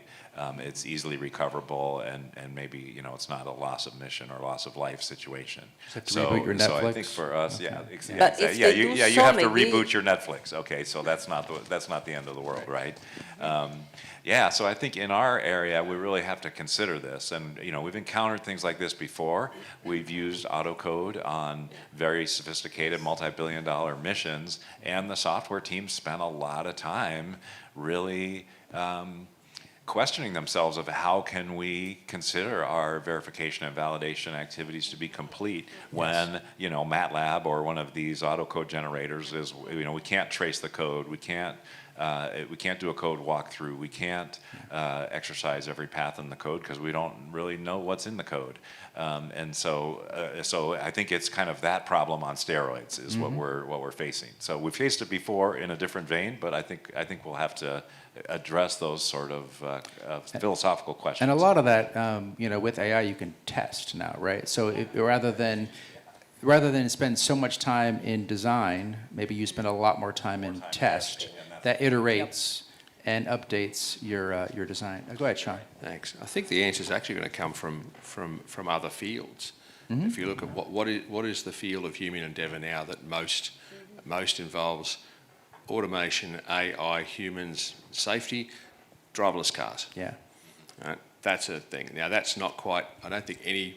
There's some regions of the world which have given permission for driverless cars in some limited forms, but it's certainly not a broad thing yet. But once those algorithms are worked out, once authorities trust it enough, given the nature of the vehicles that are out there, it'll become widespread fairly quickly. I think the problems with humans and AI and safety of life will get solved on the Earth, and then once they're solved there, then the same methods, techniques, and governance frameworks will be adopted in space applications to a large extent. Well, another audience question is, do we see terrestrial AI regulations such as the EU AI Act, which is, I think, the furthest along, I'll put it that way, as a tool for ethical AI development in space, or is it more of a burden hampering innovation? So when we have that kind of regulation, is that stymieing or spurring innovation? I'll take that one. Why do you have regulation of AI? Why do you have regulation of anything? To protect somebody or someone from some unwanted sort of consequence. On the Earth, you have regulation of AI on financial services and the like, because people don't want to lose all their money. Driverless cars, because you don't want to get run over and killed. In space, you'd have to ask yourself, what are you trying to protect from? And is that done best with some sort of external regulator, or are the actors themselves going to do that because it's their missions and their money and their objectives which will be compromised? I rather think the latter. Until we start to live in space as a species, that's a little different. That's a bit more like on Earth then. But for the next little while, I think it'll be those who are actively involved will self-govern, because they will wear the consequences of AI misbehaviour. Go ahead, Angela. I think when I look at regulations like this, especially in a field as young and as, I think, as unpredictable as the advent of AI, I look at it as the regulations really being a crawl, walk, run approach. Really, we don't know what we don't know about it yet, and regulations are merely there to help us frame our steady progress, and perhaps they need to be looked at on a regular basis in order to support the innovation that I think people feel is an important part of the tool itself. But however, I think we don't know where this is all going, and so I think regulations end up becoming, at least in these initial stages, a speed bump, which allows us to slow the car down, or whatever vehicle you're driving, and get over that bump, and then understand what you perhaps may not have understood prior, and then maybe change or amend as necessary to accommodate for future growth, if you will, once the issues have been addressed. Yeah. Kat, did you have one as well? Yeah, I think just, building off of what everyone else has said a little bit here. I mean, I think right now, we don't want too much regulation because I do think some of our applications, I mean, maybe if we think from just a robotic or scientific exploration, right? Loss of life, probably, way limited than, say, like a Waymo self-driving car in the United States. But I think once we start, and if we're actually taking these same systems and bringing them into a human exploration approach, I think that's where we do want to really examine and make sure that we are trusting the systems that we've been using. So I do think that too much regulation up front, I think, will stifle innovation. I think there are some guidelines that can be developed, and we can look at current regulation in other AI uses, but I think it could detriment the exploration objectives if we get too restricted too fast. No, but not to restrict it too fast, but even robotic mission may be dangerous. Yes, of course. So for sure we need some regulations since the very beginning. Not too many, yeah. And in any case, to slow down the pace that is under the eyes of everybody, for me is impossible. I mean, it's everywhere. You cannot talk at home that you have an automatic system that, is listening to you, putting on music, almost serving dinner. So for sure, we are already in a different universe. We need to be conscious and not to allow the machine to tell you what to think and, this critical capability. But if it helps us pick what's for dinner, that might Yeah. make a lot of dates easier. May I give a positive cut? Because we have been talking about risky stuff until now, but I see a good use of AI in space. May I? Yeah. Give this positive cut? I Yeah. need it. No, I need it because I'm really concerned. I'm really concerned that the speed is not human dimension, but we are smart, so we'll find a way. But for sure, AI can be super helpful, for example, to deal with all this data that we've been collecting in the last tens of years. We keep sending satellites in orbit. Yes. That provide back huge amount of data that stand there. Nobody, I don't want to say that nobody is using any of this data, but a very little part of them. Exactly. So I think that can be a super helpful use. For example, in Torino, we a few years ago, we contributed to launch this beautiful Euclid science mission that is collecting every day 100 gigabytes of information.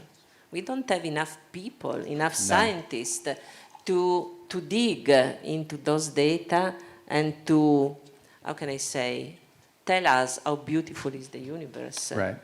So that is a good use, That's for a great example. point. I mean, AI thrives on data and space. Data handling. Yes. Also, without talking about Euclid, but we can talk about remote sensing satellites. So, for a good use, to better understand and deal with our planet resources, water, any. You mentioned one. So, this is a nice fellow that I like to have beside me. No, it's a great value. Yeah. Anybody else want to comment on that, the use of data and that incredible amount we have in space? Yeah. Yeah, it's a lot. One of the corporate sponsors here gave a presentation yesterday, so I think it's okay to plug them. Planet was talking about how every day, I forget the exact number of how many megabytes or terabytes or petabytes of data come down every day, but they calculated that 1 day's worth of data would take a very highly skilled image analyst working 24 hours a day, 7 days a week, 7 years to analyze the data in 1 day. And of course, the automation tools, the machine learning and artificial intelligence tools that they apply to that can analyze that in seconds, classify and categorize and find trends and hidden connections and compare with baseline imagery and historical data and all of that in seconds. And so, yeah, there's tremendous application there. And one other plug maybe, I was pulled into over the weekend. The young professionals had a workshop in program management, and one of them did a pilot study of doing progress reports and earned value reports and some of the more mundane things that program managers have to do, and how could some of that workload and task load be offloaded to AI. And they found in their pilot project some very encouraging results in terms of speed and accuracy of that kind of reporting. So again, opening up human creativity then to create the next increment of value in our space domain. So yeah, there's a lot of exciting applications out there. No, there are. And then those seem like kind of lower risk uses, right? So we've been talking about, like life support or other things and critical mission areas. And so I'd be remiss, from the risk management committee, if not mentioning, I think regulation should often be risk-based. So depending on the application, right, you let people have a little bit more room to innovate and experiment and go like that. Very good. Another audience question. How can we enable quick decision-making by AI while still keeping us in the loop? So that gets to that issue of it moves so fast. It can do so much with so much data so quickly. How do we responsibly put checks in, but let it also give us that efficiency? Go ahead, Sean. There's a concept of, rather than person in the loop, of person on the loop. Yes. So you're looking and supervising. That gives some clue, I think. The challenge there is, if you're the person who's on the loop, then how do you inform yourself in the time available to be able to make an informed decision? Just because it's a human decision doesn't necessarily mean it's a good one, and it may be in fact a bad decision, informed by very poor information. Yeah. Go ahead. Yeah, I think the lesson from the young professional workshop is a great one. Is we want the AI to help us do our processes better. So we have processes in place for system verification, or for program reporting, or for cost evaluation, and we don't want to turn those processes over to the AI. We want to use the AI to help us do our processes better. So our processes are already there to build that confidence that we are delivering the right product. So I think that's making sure the tools are serving the process and not the other way around. Yeah, keep it process and goal focused, right? Don't let the tool be the answer. Go ahead. And I mean, just like any system verification, validation, right? I mean, you can build in checkpoints, and where the AI comes back and says, here's the solution, okay to go, right? And there's things that you can do there to insert the human on the loop even, and maybe sometimes in certain critical applications in the loop as a blocker or a checkpoint. I mean, this is a tool, right? And I think we're gonna have to test out, what works well, what doesn't work well, and then also make some checkpoints for decisions that the AI can make in a split second that honestly humans sometimes can, especially, just going back to my deep space, scientific background. If I've got something that's at a minimum 20 minutes communication delay, by the time I have the chance to make a decision, I already may have a loss of spacecraft. So there also is some inherent trust that this might just be the best solution, and that's what we have to live with. Yeah. So one of the questions has raced up the upvoting here. So how can it's a good one too. How can we prevent overuse of AI and ensure it's used only where required when there's a lot of other simpler algorithms and easier ways and common other ways of doing things? If it's the hammer and everything's a nail kind of issue. Anybody want to take that on how you decide when not to use AI? Go ahead, Sean. I don't think that there is a recipe. I never use AI. I live in a family with 2 nerds, both my husband and my son, and they use AI every day. I don't. So I truly believe that there is not a recipe each of us has a professional role within a context, especially in space. Obviously, we need to work in teams. And so there will be somebody in the team that will use AI to run structural analysis, another one that will use AI to do the thermal verification or whatever.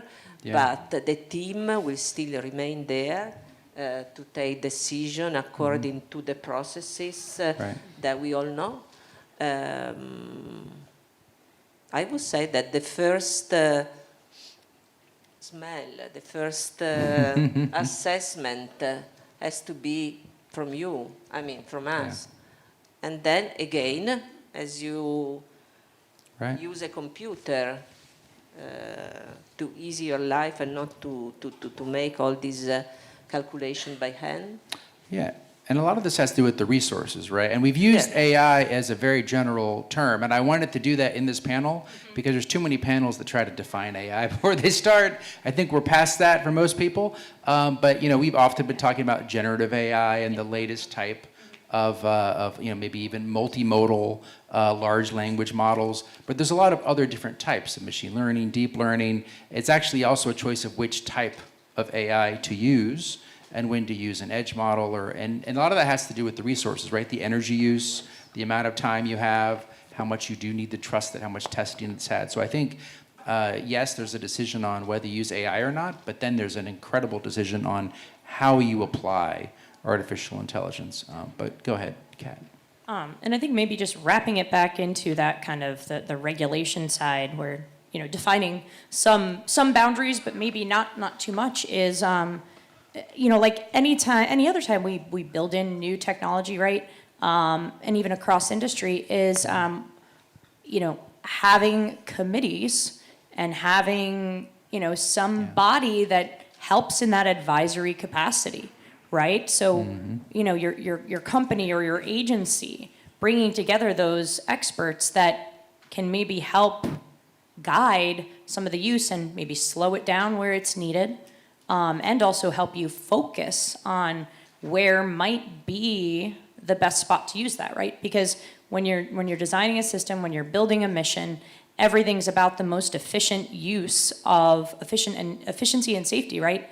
We only have so many dollars in exploration, right? So balancing that, you know, use your experts. Go ahead, John. I'll provide a very space-specific example of the challenges of using AI. Is space launch safety, flight termination systems. My company, we do a lot of work in that related area. I've yet to see anyone seriously propose the use of AI to drive a flight termination system. Normally the arguments between some form of automated on-board system done the classical way versus a ground-based human pushing a big red button. But no serious consideration that I've seen of AI and flight termination systems. When we can skin that cat, you know, AI will have arrived in space, I think. Yeah, great question. It's a great question as well. So try to do a final question here on, we've talked a lot about, and you hear a lot about in the news about how AI is going to speed up development and production and current, you know, automates current processes. But what about opening up entirely new solutions? What about actually aiding creativity? So are there examples of AI discovery, creativity in space science, security, or business, where it's not just helping what we know, but it's actually saying, you look at the result and you go, wow, that actually delighted me, as you would with like a really bright new employee? I learn from my son that AI can only do what you taught AI to do. So if the teacher, the human being teacher, is a creative person, maybe, but otherwise I don't think that AI can come up with, you know, brilliant new ideas. I'll challenge that a little bit. Yeah, we'd have a little controversy. Good. Yeah, I think, I fundamentally agree with you, but I think maybe we'll have some unexpected outcomes from that, and maybe in areas that are I hate to say mundane, but things like networking or cybersecurity, things that we take for granted. Having access to all of the data and doing all that, there could be fundamental breakthroughs in how we treat those kinds of things. Or likewise, missions and capability areas that are on the fringe that we've sort of dreamed about for a while. Sean mentioned quantum computing in space, or space solar power, or some of these things that have been continually are 20 years away. 20 years ago it was 20 years away, and today it's 20 years away. No, but solar power and so, is but maybe yeah. And maybe AI can help accelerate some of these timelines. How can I say? A creative Yeah. function Right. is an operation. But we can creatively bring it into use Yes, much faster. but it has to That's come where from the human that's being. maybe the difference. Yes, Bruce. In that case, I said. Okay. No, but for example. We can fight more later. No. All right. Well, I'm glad we did get a little controversy, and maybe next time we'll have an AI on the panel to creatively No challenge way. us No all as way. well. All right, with that, please help me thank the panel. Thank you. Thank you for listening.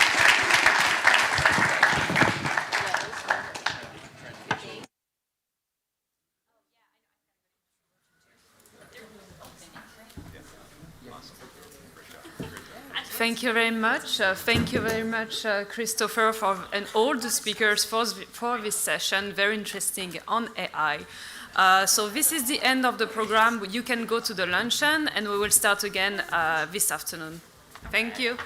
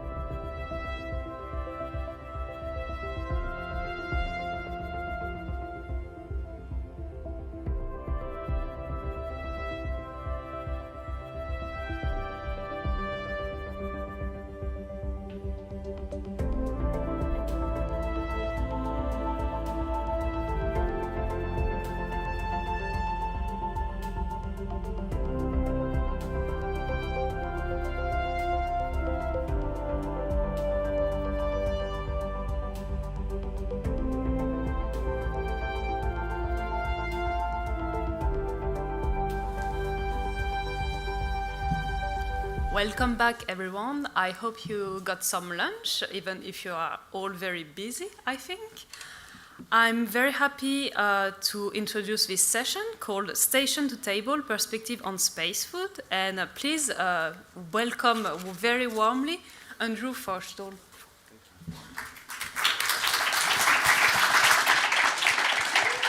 Thank you. Good afternoon, everybody. It's ironic that you mentioned getting lunch because we're here now talking about food, in particular space food. My name is Drew Feustel. I'm the lead astronaut at VAST, formerly with NASA, a 23-year career there. So I've had an opportunity to eat food in space. And so a few of us in this room and in this, at this conference and Congress share that same experience base. But we're here to talk to a panel of experts who I'm going to let introduce themselves because for two reasons I don't want to destroy their names at all, but they have such impressive credentials that I want to make sure that we do give credit to them. So we'll start with Dr. Flavia Fayette-Moore, and then we'll go down the line and start with some questions. Thank you so much, Drew. So I'm a nutrition scientist and space nutritionist, and I'm the founder of Food IQ Global, and we sent mushrooms to space this year as a crop for the first time. And my name is Ralph Fritchie. I worked for NASA for 34 years, all the way up from the Space Shuttle, Space Station programs. But the last several years of my career, I was the Space Crop Production Project Manager and the Exploration Food System Project Manager for the Kennedy Space Center. I'm Zach Rosenthal. I am the current Food Systems Manager for VAST Space. I'm a food scientist and have been in the commercial R&D food industry for over a decade at this point. I'm currently developing the world's first commercial space food system for the world's first commercial space station. Hi everyone, I am Chef Dahlia David. I have been a chef for over a decade in New York City.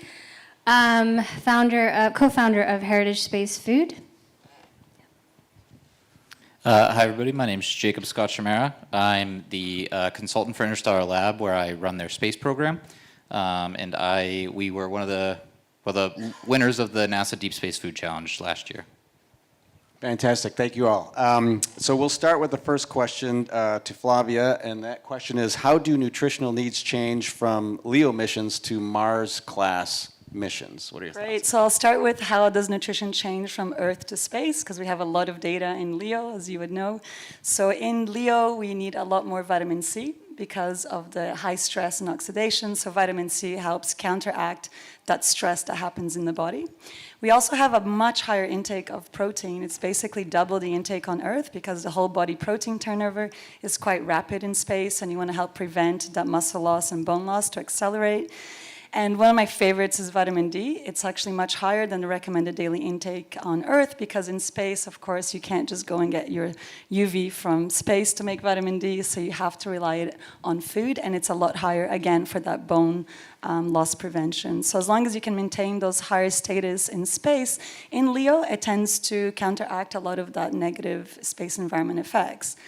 But you asked about Mars. So in Mars, we just don't have data of what are the nutritional changes that will happen for those long duration missions beyond 1 year. We have limited data for nutrition in space in LEO, so we would estimate that the requirements would actually be much higher. Like vitamin C probably will go up, vitamin D, it's also involved in immune regulation. So all those vitamins we don't know yet, we need to do that research. And it's a huge gap that we need if we're actually going to be sending people on those long duration missions, because there's not a single system in the body that's not affected by food. It impacts performance and it impacts health, both physical and mental health. So it's definitely, we need that research, and how are we going to get it? We don't quite know yet. Okay, and I have a follow-up question and comment then. Just something that just occurred to me is that when astronauts are in space, we're told what sort of calorie level intake we need to maintain, and we really just look at our body weight to know whether or not that's being effective or not. But what we don't know is anything really about our blood chemistry. So would it be important for us to have real-time feedback on blood chemistry as we're taking in the nutrition to know if what you're talking about is having a positive or negative impact on our system? 100%. We need that actual testing. What is your iron status right now? Because we know from a nutrigenetic perspective that everyone responds to food differently. So vitamin C, as I mentioned, it's probably higher. It is the requirements higher in space, but we know that there's genes that influence how people metabolize, absorb, and transport those vitamins in the body. So someone might actually need even greater amounts of vitamin C compared to someone else. And the only way we know if we are providing enough is doing that real live, medical data collection from urine samples and from blood samples. So we do have some spot technologies to determine some nutrients, like iron, for example. You can do, a blood spot test, but we need to develop those technologies to determine that, which we can then use on Earth. Also to determine nutrient status of populations, because micronutrient deficiency is actually a big problem globally. So if we can leverage that space technology, we can help identify the nutritional status of people around the globe as well, not just space. Okay, sounds like a great project for somebody in the audience, so let's think about that. The next question, thank you. Next question for Jacob. Jacob, how can bioregenerative food systems reduce reliance on cargo and resupply? So how do we basically make our own, food in space? How do we do that? Yeah, I think it's a good question. That was kind of the heart of the Deep Space Food Challenge that we worked on. So Interstellar Lab built we called it the nucleus system. It was a closed loop food production system that grew microgreens and fungi and had black soldier flies in it, actually. So any of the inedible plant materials would be eaten by the fungi and the insects, and ultimately you're keeping everything in the system as much as you can. I think that's, the goal there is to limit the crew resupply, which is expensive. Anything that you send to space is going to cost a lot of money. Food is probably, more than anyone, there's probably a lot of kilograms of food mass that gets sent to space. And in LEO, that might not be that big of a concern, but for Moon and Mars missions, mass becomes a lot more expensive. So I think any way that we can close that loop and produce as much food there as we can will be cost effective. I do think that there's another piece of it, though, that maybe the Deep Space Food Challenge will hit on in the future or something. We'll be doing that cost benefit analysis of, does it make sense to produce all of our food there, or should we package some and send it? And what does that kind of balance look like? Yeah, thanks. And I think something that we didn't really touch on was food waste in space. So we talked about caloric intakes in our previous conversations, and about how the fact that we have a prescription for the amount of calorie intake that we need to have on orbit, but many of us in space don't eat that amount of food. And so there actually tends to be a fair amount of food waste as well. We do what we can to barter and trade and get other people, other astronauts from other nationalities to eat our food. But in the end, there is some food waste. So I wonder if regenerative processes can also address that, where basically you make what you're going to eat and there's not a lot of extra, and that might help. Yeah, and I think that was the whole point of kind of using the black soldier flies, was to eat some of that waste or to repurpose that into another capacity that could be used elsewhere. So whether that's insects or some kind of fermentation or something, I think that there's a lot of ways to continue to close that loop and save as much nutrients as you can down the road. Are you saying then we would actually have to eat the soldier flies as well? That's up to you guys, I guess. You could turn that into growing more mushrooms as well, because they're decomposers, and then eat the mushrooms. And you could flavor it properly and turn it into a crunchy Everybody's snack. got great ideas about us eating the worms too, you said. But I mean, people do eat those, right? Those can be nutritionally. When we get to the point where we can have steaks, then I think you'll like that a little more. Soldier fly steaks. Okay. Okay, thanks for that, Jacob. Ralph, the next question is for you, and that is, what persistent challenges in space food remain unresolved after all these years of putting humans in space with food? Like, what are we still working on? So I'm going to twist that just a little bit. I think that what I've seen in my career, even through working through the Deep Space Food Challenge, is that people are focusing on food production technologies. They're not focusing on a food system. They don't know what a complete food system really encompasses. So when we think of that, we're thinking about, first and foremost, the end user, the crew members, the fact that food performs a physiological and a psychological benefit for them. So we have to take that into account. How those meals vary in diversity and variety. The cultural relevance of the foods that we provide, it can't be one solution feeds everybody if we're going to be on the surface of another planet for a long time. Then how do you take the ingredients that are actually produced, how do you process them and prepare them? So those technologies have not really been pushed to this point.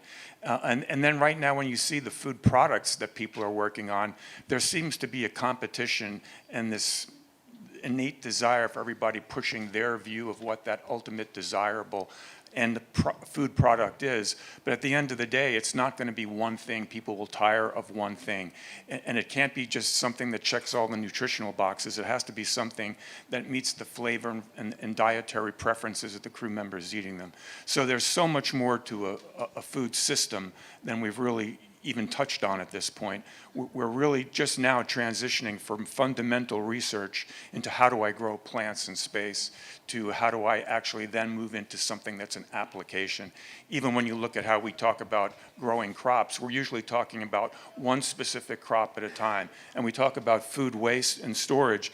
At the end of the day, we're going to have to figure out how do we multi-crop things? How do we take what we produce, which is going to be more than one crew can eat with before it would spoil? How do I process that and store it so I can continue to use it? So there's a whole realm of integration that needs to take place and awareness. And it comes from starting with chefs and food safety, the whole aspect. It's really unexplored, uncharted territory when I look at it from what a real food system is. Do you think the calculus on that changes as you go from a governmental-based space station to a commercial space system? I think right now the challenge for governmental space stations is that their focus is where they are, and they don't really have the bandwidth, the finances or resources to think of how do I evolve that system. It's going to be prepackaged for a while, then we're going to be doing, if we get to the moon, we're going to be doing research first to see how does this new environment affect what we've been doing in LEO, and then at some point we're going to be starting to develop food production technologies, but they're going to have to demonstrate a reliability alongside of the prepackaged food. And realistically, I think that whole arena is more than any one space program is really cut out to do. It's not really the focus of how we get there and how do we set up camp and a way to keep humans alive. And so I think that's where it's going to take universities, global participation with companies, and even the influence of individual space agencies, but not one group championing the whole effort. So it just got me to thinking about, the fact that for the last several decades, NASA has sort of provided the gold standard in leadership in sending humans to space and putting food in space, but a lot of times food itself has not received the level of funding and importance that it really has for astronauts, because my experience and others who have flown to space, the experience you have is that food is one of the few things that you can actually control in space. You can't control a lot about your day or your daily activities or the tasks that you have over the course of your expedition, but food is the one thing that you manage on your own and you have, autonomy over. But a lot of, we've never really had a strong push and a lot of funding and investment to bring food to the forefront of our mission experiences. So my question is now, we're trying to transition to commercial habitats, commercial space systems, not necessarily led by NASA, but used by NASA as a service. Is this a time where we need like a global clearinghouse or a global research institute or some, and excuse my ignorance on not knowing that exists, but some institution that is specialized on space food resources? I mean, how do we do that, and are we there yet? And that's kind of what we're trying to do with the Funny Deep that you Space say Food that. Consortium, because we recognize that there's expertise all across the world, and we need to bring that together, even from the standards perspective. What food safety standards are good for one nation's space program may be different for another or for a commercial environment. And so trying to get some consensus around what that needs to be, and then also talking about how do I deploy these systems? How do I work together? There's so much in this space that I think it takes a unifying perspective, and not somebody who's championing any one vision or version as opposed to another, but someone who's integrating it all together. I think of what we're trying to do as being like an orchestra leader, trying to make the best music we can with everything that's available. Yeah, I think. Can I add one thing to that as well? I think the reason why, and I experienced it on Earth as, being in a 20+ year career in food and nutrition science, food is underappreciated for the impact that it has on health and performance. If you eat a punnet of blueberries, within minutes, you're going to get an effect on vasodilation on your body, on cognition, to hours, to days, to weeks. Like, the effect of food is nearly instantaneous in the body, and it's long-term. And I think it's because we live in a world where we reduce food to single numbers, to calories, to fat, to sugar, to fiber, which is where nutrition science was born. But the reductionism thinking is hindering us from seeing the complexity of the food system and the complexity of the human body and the complexity of food. But it is something we need every day, and it has a huge impact on health. So I think it's time now, as the science has moved on and our priorities are starting to shift with also private and public partnerships in space, to start prioritizing food, because it's beyond just ticking the box of requirements. It's not about preventing deficiency, preventing scurvy. It's about maximizing health, and it's very powerful. And when we do mass, weight, power, and crew time calculations, we've got to lift food as much higher in that priority, because that impact, the adverse effect of not prioritizing it is immeasurable. And I think that's what I'm really excited doing in the space sector, to elevate that, because it is so important. Can I add to what you're saying?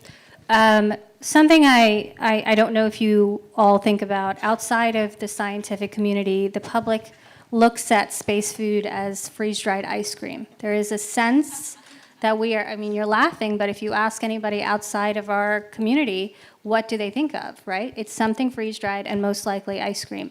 There is a thought that, we're still kind of living in that era, but that's the Apollo era, right? That's space food in the quintessential sort of way of thinking about it. But if we're looking at it the way Flavia's talking about it, the way Rolf is talking about it, what Drew would be interested in seeing for the future, what Zach is working on, what Jacob is working on, we're talking about space gastronomy. So the Artemis era is space gastronomy. We are no longer doing space food. So Drew, what I think we need to think about is a perspective shift, a mind shift as a group on how we look at food. And it's no longer about sharing these stories about the old way of doing it, but these new ideas really pushing forward and moving it in that direction. I think this deep space food consortium that's being built out is supporting that. There's a large group that is, a small group actually, it's like a tiny little cohort at this point.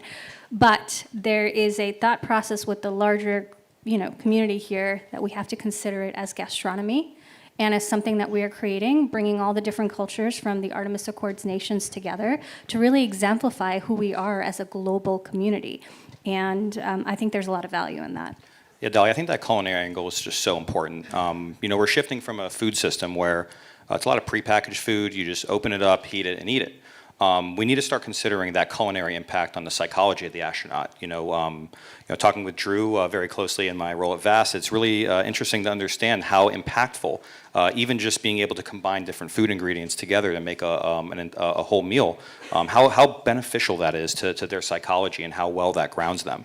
It's truly important, and I think that we're starting to see that with the cookies that were produced, though that took 2 hours to make. As we start getting into more rapid, culinary type capabilities, I think we're going to start to see a whole new paradigm of space food development start to come in.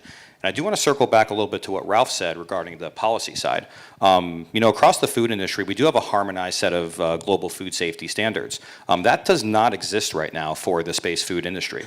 It is very much a patchwork of different regulations and still, for the most part, falling under terrestrial guidelines. So just kind of circling back to that, I do think that there needs to be a globalized effort to try to codify a lot of the different standards and metrics that we want to make sure are held through as these food systems mature from the current, very limited LEO systems into a, much higher population and much more complex food system. I think that's going to be really important for us to develop as we move into this new era. Okay, thank you for that. I was told to add space anecdotes, so I'm going to do that as we go along. The first one starts with a question because I have to set the baseline. How many people in here eat breakfast every day? Okay, and of you people, how many of you eat nearly the same thing for breakfast every day? Okay, me too. But in space, I couldn't eat the same thing for breakfast every day. I got so sick of breakfast, and it was only a 6-month period, but what was amazing to me is that we sort of take food for granted on Earth, but in space, like literally after 2 weeks of eating scrambled eggs, I was done with them. I didn't even want to see them. It's so bad, it got so bad that I would like start skipping breakfast because I just couldn't face the thought of eating the same thing again. Why? I just don't know why. I mean, it was like, I was tired of it. It became monotonous, you know. But we can do it on Earth, no problem. Many of us just eat the exact same thing. I even do that too, you know, but it never bothers me. But in space, it bothers you because that's the one thing you can control. But if you can't control what you're eating every time you eat it, and the menu becomes repetitive, it can be problematic. The other thing I wanted to say is that one of the things that we also have to manage in terms of our expectations here is that for a low Earth orbit mission where we're trying to utilize the space station and all the assets there, we have very little time to eat. So although we'd like to make food really rewarding and take the time to prepare it and do the sorts of things we do on Earth that make food meaningful to us as we prepare it, the act of eating it almost becomes mechanical in space. It's like, I've got 20 minutes between this task and that task, so I better have put something in the oven or in the food warmer 3 hours ago so that I can eat it in the 20 minutes that I have. And the only real meal that gets to be sort of expanded and enjoyed is dinner. Because that's the one where it's the end of the day and hopefully everybody's got their tasking done. But so we do have this real challenge with low Earth orbit destination platforms and trying to utilize those assets for science that we sometimes lose the ability to enjoy the food or prepare the food. We need to make the food into part of the science, and that's where some of the real-time feedback loops could help astronauts. I think if astronauts understood more about their food intake and how it was impacting their health immediately, we would do a better job of feeding ourselves and enjoying it as well. Does it seem like that's just another job that you have to add on to the list of jobs that an astronaut already has, or do we need a space chef to fly up and help out with a lot of this? What I was thinking, Drew, with that, because one of the things I've noticed is that I hear a lot of astronauts say dinner is so special because it's your bonding and it's more than just eating. But I think we need to think of that food systems approach, and in those long duration missions, design meal times just like dinner gets designed and not squeeze a million experiments so you can have that psychological countermeasure of meal times dedicated within your schedule. So I think there's other things we can do like that to improve health. I like what you're saying because I think up there, if you're looking out at Earth and you're living in a little tiny spacecraft with a few different people, you're sort of building out your own culture with the community there, right? So what does that look like? What kind of rituals do you have? And so I think these meals that you have together, gathering around whatever table is built out for you to eat the food on, experience something together as just a group is really important, right? And I know that Zach mentioned earlier about the role of like a chef astronaut, and obviously that would support these astronauts in their work because then one specific person is just focused on caring for all these astronaut individuals and what they're eating and make sure that they're nourished. I always advocate, and it might be because I'm a wellness chef, but one of the things that I think really is a highly functional thing is not just to pick a chef that cooks, but a chef that really considers the well-being of the astronauts. And those are oftentimes the wellness chefs that really think about that and can process what type of ingredients to put together. And the training for them on the ground here will be a lot easier when it comes to astronaut health issues and all of that. They get it. They get it because on Earth here, they are looking at their clients and they're going, what are your health issues? How can I support you with the food that you eat so that you can feel well? And that's the same mentality they take up into space if you were to have a chef astronaut. It's a good idea, but I think one thing that people often forget is that we need certain cooking tools, and I guess the language here, the scientific term is hardware. We need certain hardware to cook this food, right? And I often hear people complaining about how expensive it is. And there's also this element of like, could it be too heavy? So it's finding ways to create a pot, an oven, a food processor, a blender, things that we naturally need here to make pesto, to make soup, to make cookies. What kinds of things do we need, and how do we create lightweight versions of that that fit into space. But at the same time, think about how we could utilize that here on Earth and what that could do for the cooking tools that we use here, and how much more highly functioning the things that we have here would be if we were to discover what to do for space. So I think there's a lot of value add as a chef to even consider that. Okay, Chef David, I'll ask the actual question that I was going to ask you and see. I think you mostly answered it, but the question was, answer it? how do you see chefs contributing to the design of food systems for space? And I think you already touched on some of that. I do want to mention something. I am a little salty about the fact that for a long time it was just the space food engineers working on the food. How could you not invite the chefs into this conversation? Obviously, you're eating crappy food for that reason. Come on now. I just think it's common sense to have that collaboration happening, right? So I'm just happy that we're kind of in a phase, Artemisera, space gastronomy, that we're finally doing that. Yeah, do you want to talk at all about specialized space food? We've had instances of crews being able to send, tailored foods to space that have been made by chefs on Earth. Do you want to expand on that at all? Yeah, so we have a colleague. Her name is Charisse Gray. She's absolutely lovely. She works with Jose Andres at their research group, and she supported Jose Andres's colleague, Spanish astronaut whose name I cannot remember. Maybe somebody in the audience will, but she made a chicken mushroom paella and sent it up to space. It was an Axiom mission. That's what I know.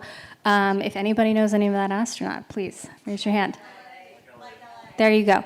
And so, that was a lovely meal that she put a lot of effort into, and you should just hear her talk about in detail just the thought process of what it takes to consider the changes in flavor perception up in microgravity, and how she thought about what she needed to do when it came to enhancing certain spices and salts and all of that, because as some of you know, or maybe all of you know, food just tastes different in microgravity, and so you have to think about the richness in umami and upping the spice factor and maybe increasing the sour and the sweet, because those are things that people often don't get to taste as well, and you really reach for the spice when you can't taste other things when your nose is stuffy. So she put a lot of effort and thought into that, and I think there is a lot of consideration to having chefs in that conversation with space food engineers, because she's still working on things, and right now she's using a tool called SATED. It's a Jim Sears invention. How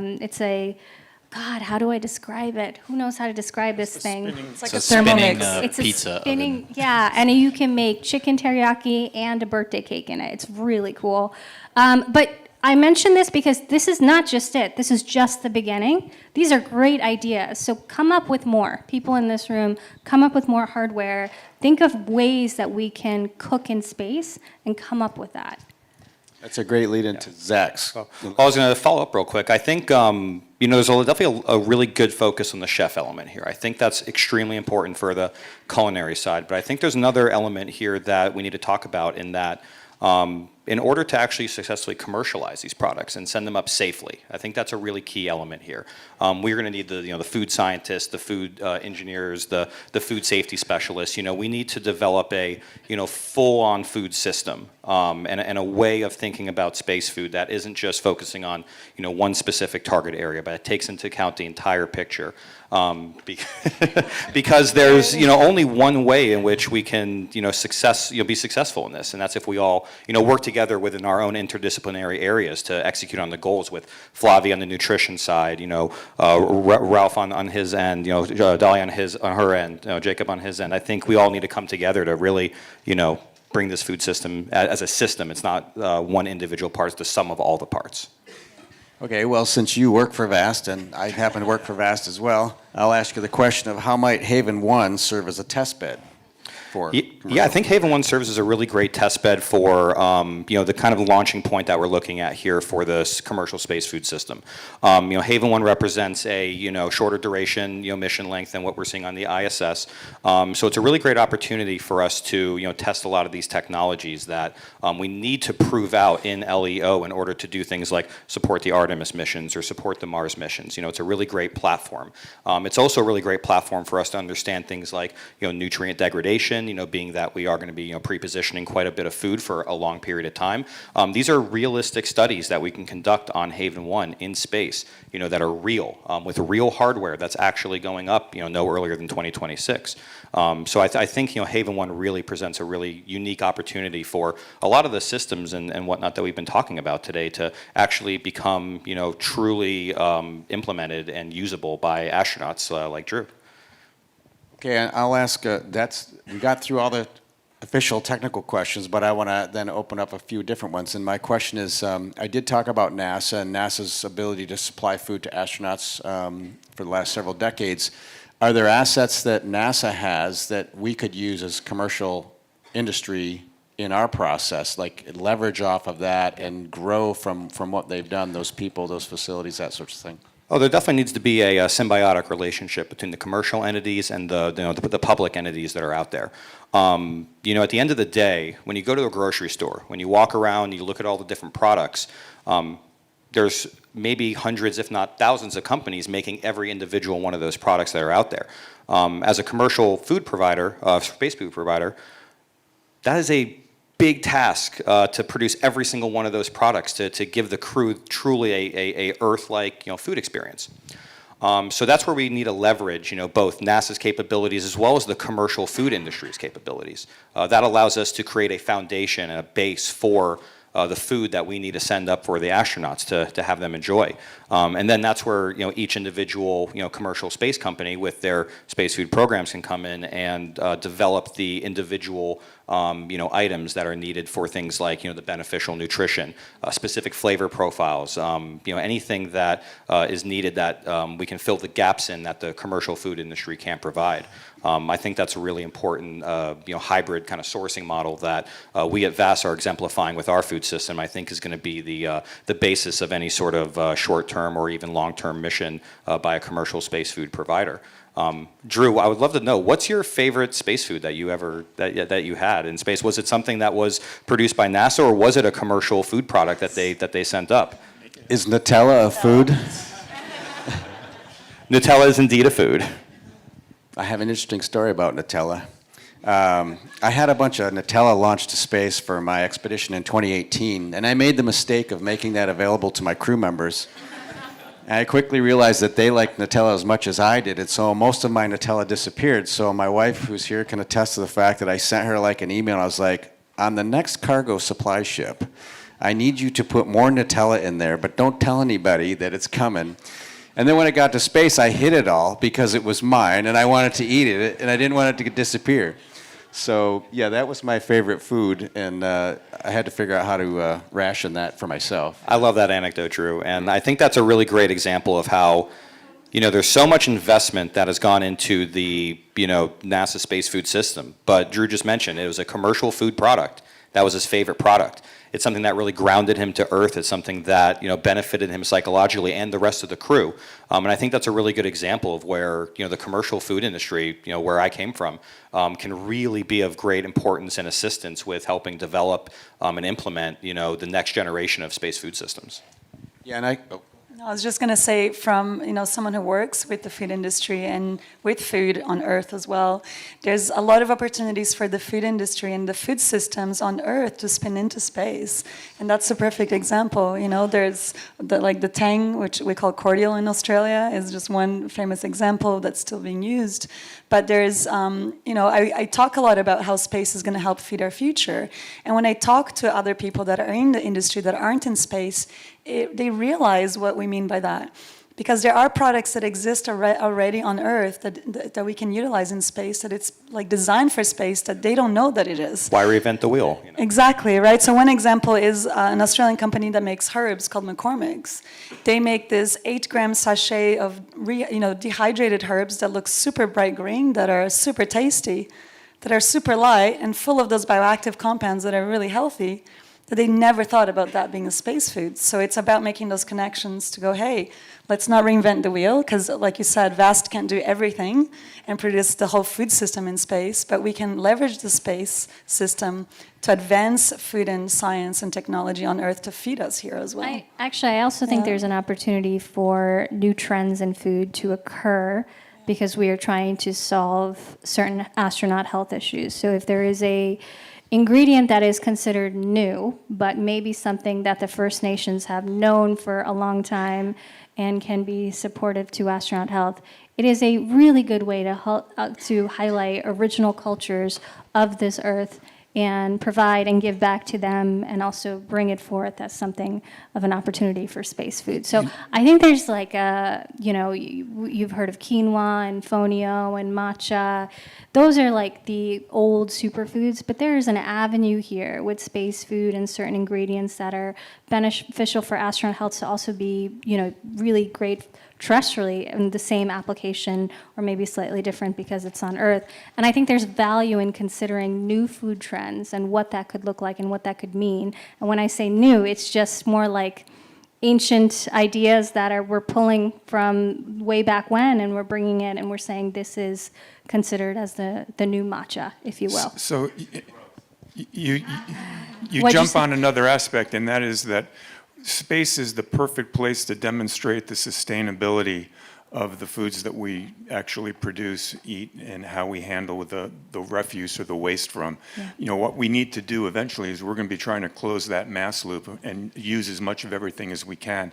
And we see that already embedded in some of the cultures, especially like in the Scandinavian cultures, huge on sustainability. So that's something we need to leverage, is work that's already going on. And we don't want to make it seem like space is this unique case that has no relevance to Earth. It has a direct relevance to Earth, not only from the sustainability side of things, but from the wellness side of things. If we can continue to influence our cultures to eat healthier and be more careful about what they eat and how they handle that food, that's part of what space can actually reinforce. So to me, it's very appropriate that space serves as a goal and something that's potentially just out of reach for a lot of people in terms of the technologies that they're developing, the products they're trying to produce, but also how we as a planet need to live. When we think about it, I tell people that by the year 2050, we're looking to feed maybe 10 people on the surface of the moon, but here on Earth, we're looking to feed 10 billion people. And how do I leverage both of those to the maximum extent possible? Well, that's what, Ralph, I think that we're talking about how a lot of the technology we use on Earth can be incorporated into space, and I think that a lot of these bioregenerative systems that we're talking about, those can easily be implemented on Earth, I think, today, and used in a variety of sources. I think on Navy ships, Antarctic bases, there's a lot of isolated places where having closed-loop food production systems might have very real applications. And if space is kind of driving those constraints that have dual-use capabilities on Earth, I think that there's a potential way to push that technology in space as well and get more funding for the space too, because these things are going to require capital to develop. Yeah, we need to feed people on Earth here today, now. Right. Refugee camp situations, things like that. And so if it takes us solving those problems along the way, then that's what we're all about. Yeah, there's definitely a lot of analogous situations here on Earth that we can apply to space. When we started developing our food system here at VAST, we looked into how submarines were taking care of their food, how the Antarctic bases, how ships that are transiting the ocean for long periods of time are handling their food. There's very valuable lessons that we can learn here from Earth. And I think there's also very valuable lessons that Earth can learn from how we're handling the food in space. A lot of learnings, and I think that Earth orbit to Earth feedback loop is going to be really important to emphasize to the public as we start to socialize the benefits of space food and how these commercial partnerships and how all these different things that we've been talking about here can come together to generate that next generation of food systems. And so we're down to the last 6 or so minutes, and I was going to summarize the event, but you guys already kind of did that. I want to thank you, panelists, for coming up here and sharing your expertise. It's amazing, and I'm sure there's a significant amount of expertise also in the audience. So I applaud all of you for the work that you're doing to bring food really to the level of importance that it has for space missions, not only low Earth orbit, but for deep space missions as well. And I fully agree that as we increase our population on the planet, it's going to become more and more important for us to understand the impact of feeding the 7 billion heading to 8 or 9 billion people on our planet Earth.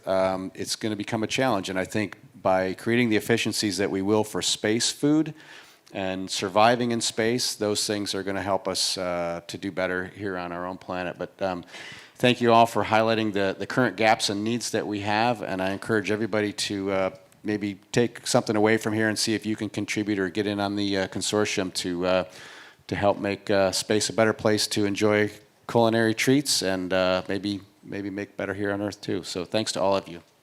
Thanks, Drew. Thank you, Drew. Thank you.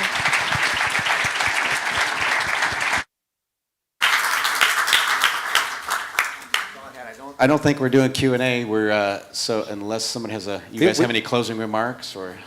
I think the only closing remark I would have is that, I think one really important thing that we didn't really touch on too much is how relatable food is for people on Earth and the communication of the missions that we have in space.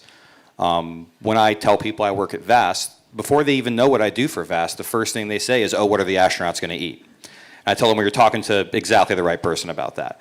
And I think it's something that the average person can really grasp. It's something they experience every day. And I think it's something that is really clearly needed investment on for how we develop these next generation systems and how we're going to need to advance humanity in low Earth orbit and beyond. I've said this to you before, and this is not a paid-for advertisement, that I really commend VAST for having this vision to look at this way. Having worked in the food system for NASA for a long time on bioregenerative foods, it was always an uphill struggle. We have a food system for Mars that's red from the Human Research Program with no real way of solving it. We know that energy is the most important thing for the machines and the hardware that we're flying, so we're focusing on reactors on the moon. But food, the energy for humans, is still red. And I think the fact that the folks at VAST are really focusing on food is highly commendable, and I really thank you for that. Thanks, Ralph. Yeah.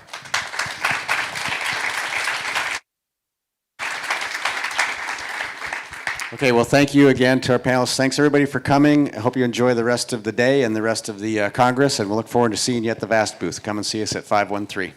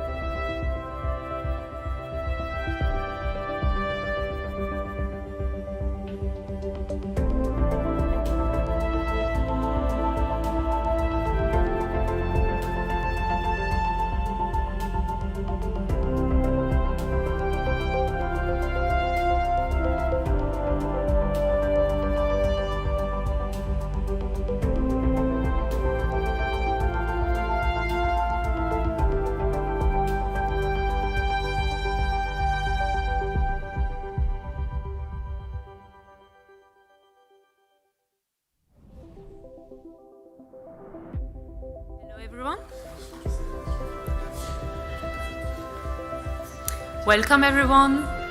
Please take your seats. We're about to start the next session. This session is called ISS to Starlab, the future of commercial space station and global policy. And the moderator is Eric Stalmer, Executive Vice President for Governmental Affairs and Public Policy at Voyager Technology.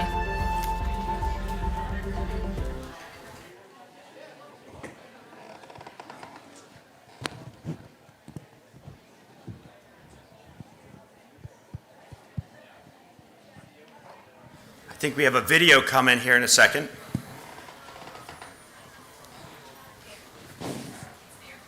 Oh.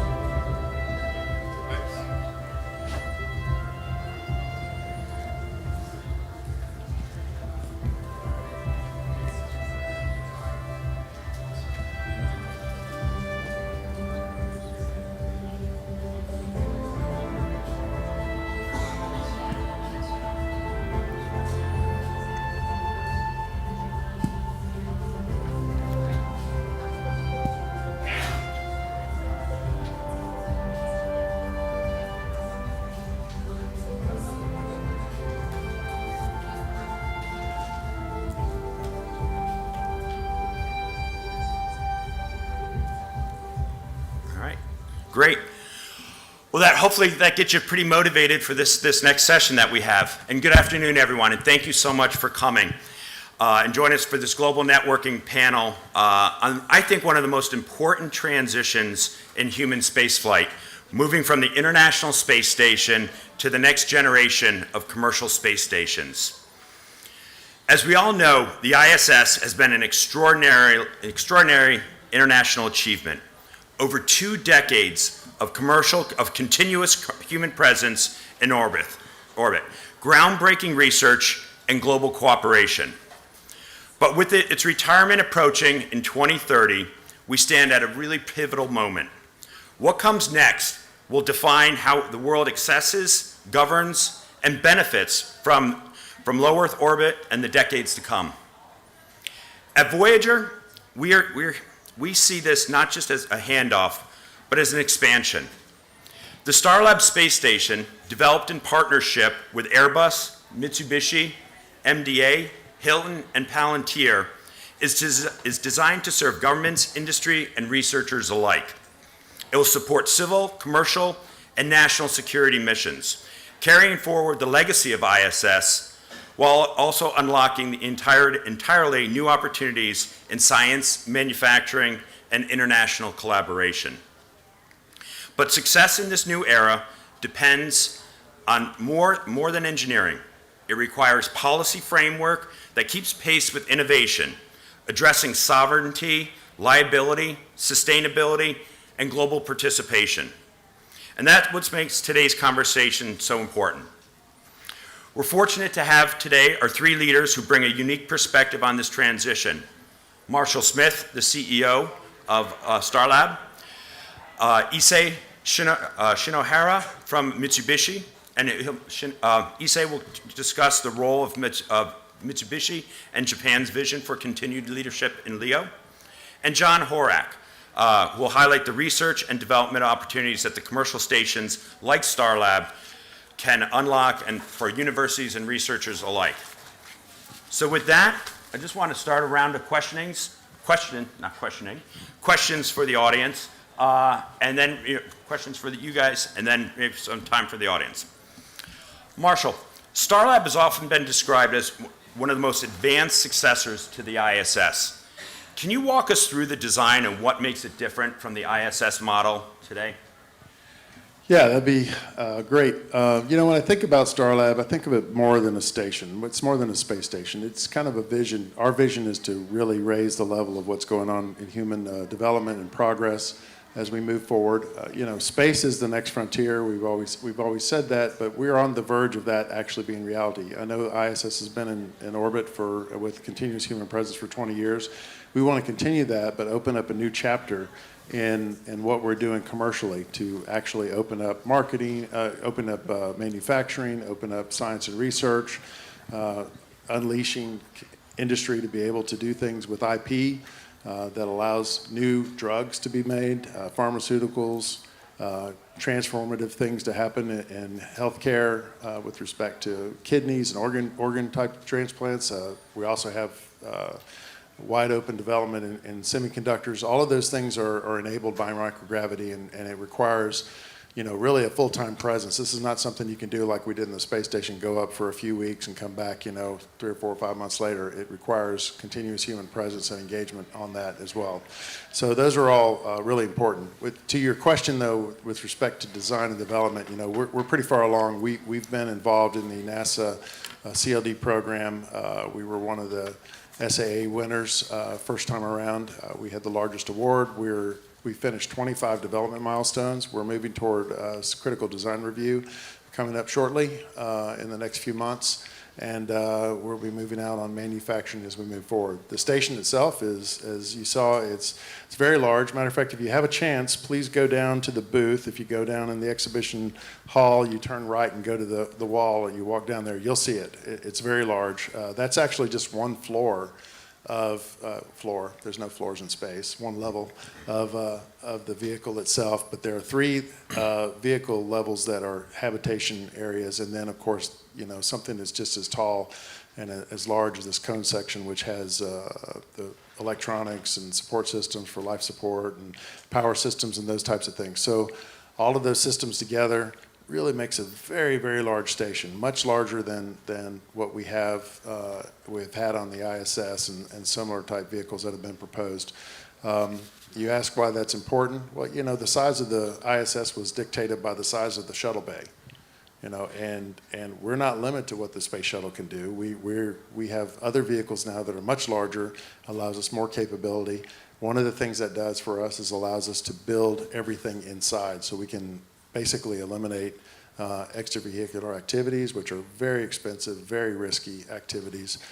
We can, only have to deal with things on the outside that are required, and then handle those robotically for the most part. Of course, we can do contingency EVAs if we need to, but again, we can now build and maintain and do those things inside, which is a much more cost-effective way to do it. So those are the high points. We've got a lot of capability. I'm sure throughout the rest of this afternoon session, we'll hear more about that. Okay, great. Thank you. Issei, Mitsubishi brings a critical international perspective to Starlab. How does Japan and Mitsubishi view its role in LEO after the ISS, and how do you feel that you fit into the Starlab program? Well, thank you for your question, Eric. I was speaking about Mitsubishi's role in Starlab. And we have 2 key roles in the startup. Number 1 is engagement with the Japanese stakeholders, and then number 2 is to create a commercial new demand. And I'll touch on a little bit more on each topic. And then number 1, we have been actively engaging with the Japanese stakeholders, such as JAXA and space industries. And what we are trying to do here is support them to build up right strategy for post-ISS. And our activities increase cross-coordination, cross-technically and commercial coordination with them on the areas that, research utilization and cargo transportation and future operation structure, something like that. And what we can do this is because Mitsubishi Corporation, is the only one company who is directly get involved in the CLD in the US program. And that makes us kind of advantageous in a positioning to provide unique insight, a unique proposal to Japanese stakeholder, and which is necessary for them to shape right strategy for future Japanese post-ISS strategy. So going forward, we're going to keep engaging them to support them going right path forward after ISS. That's number 1. And then number 2, create commercial demand. We work to create a commercial demand, very actively. And it sounds very challenging. It's challenging, but we see it as a very essential so that we can achieve commercially viable space station in a serious manner. And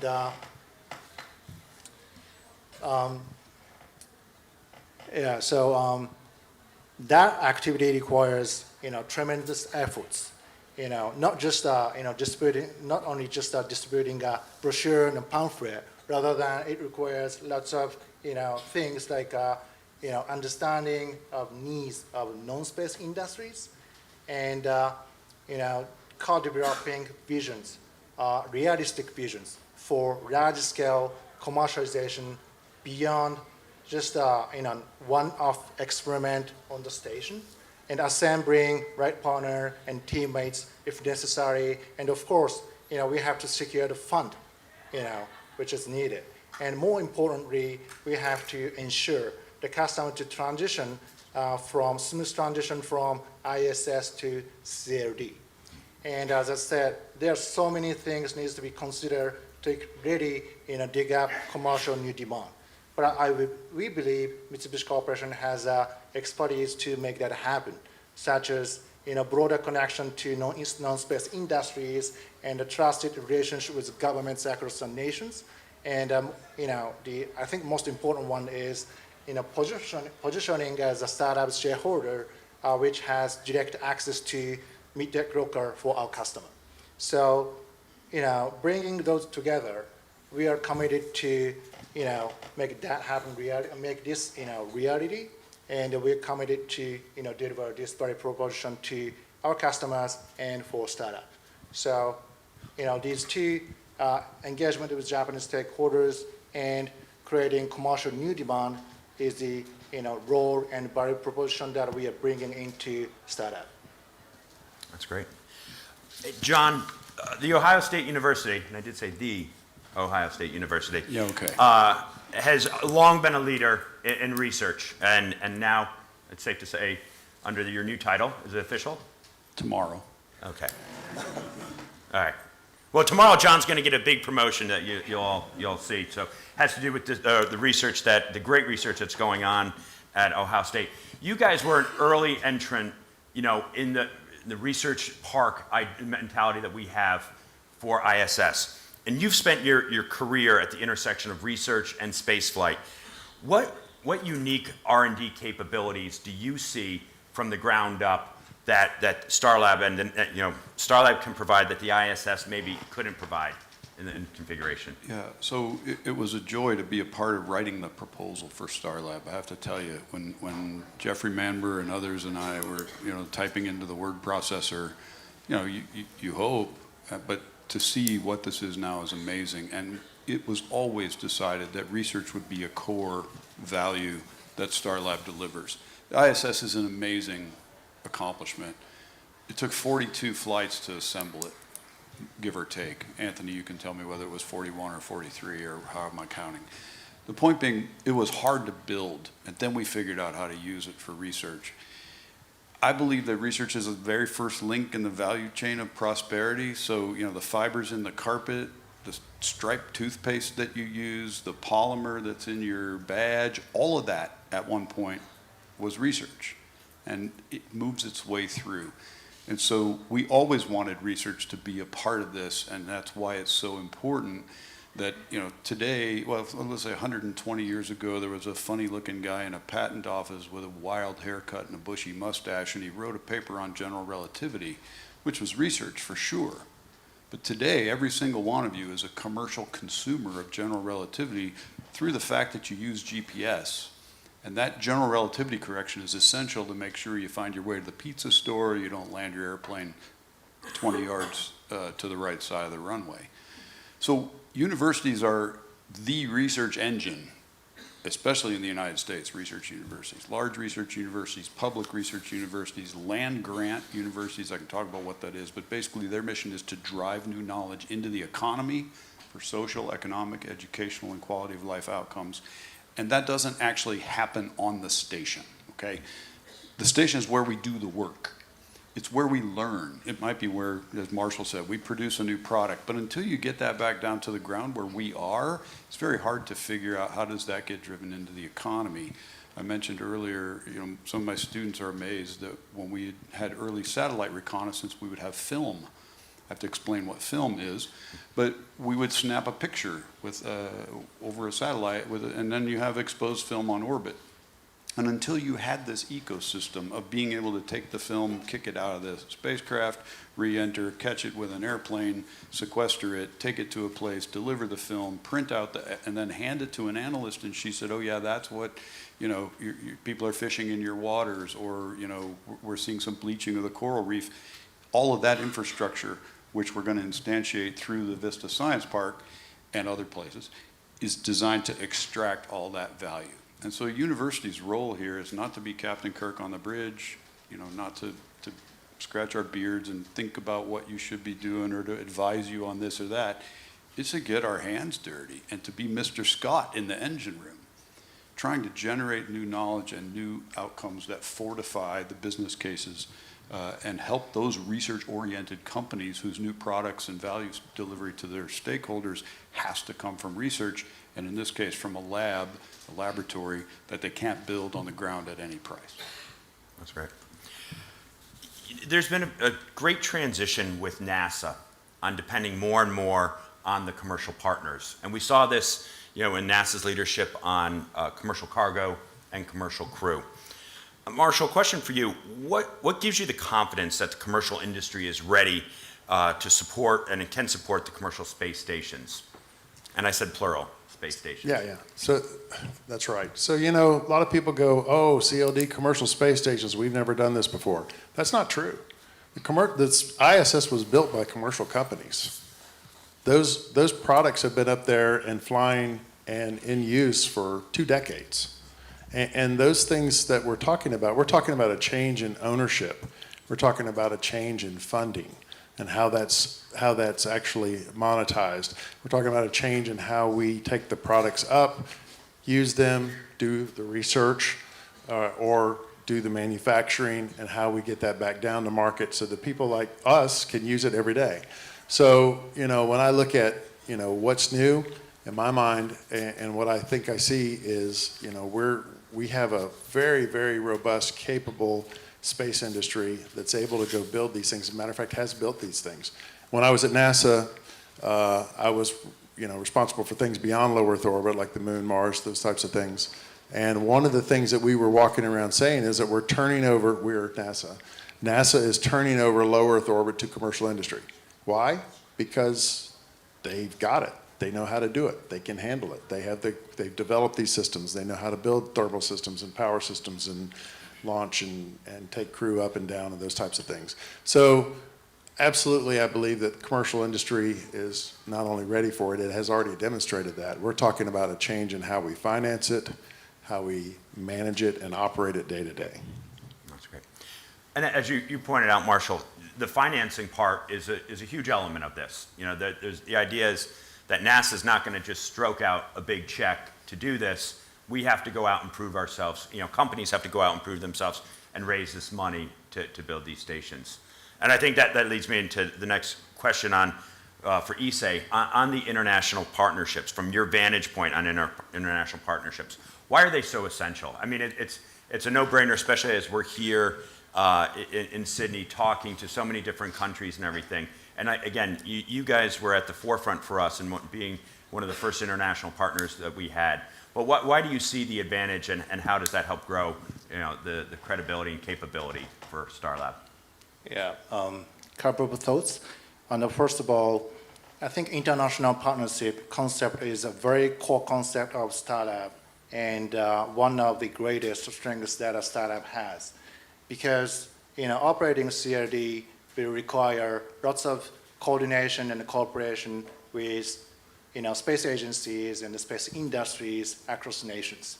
And having leading the companies from each regions like US and Europe and Canada and Japan is the most efficient way to build that bridge. So in that aspect, I think international partnerships are really important. And in addition to that, I think as ISS has shown, space station program is multi-decade, long program that no single company, no single country can sustain alone. So I think the long-term relationship cooperation, collaboration across nations, across the companies is really key for the success of the program.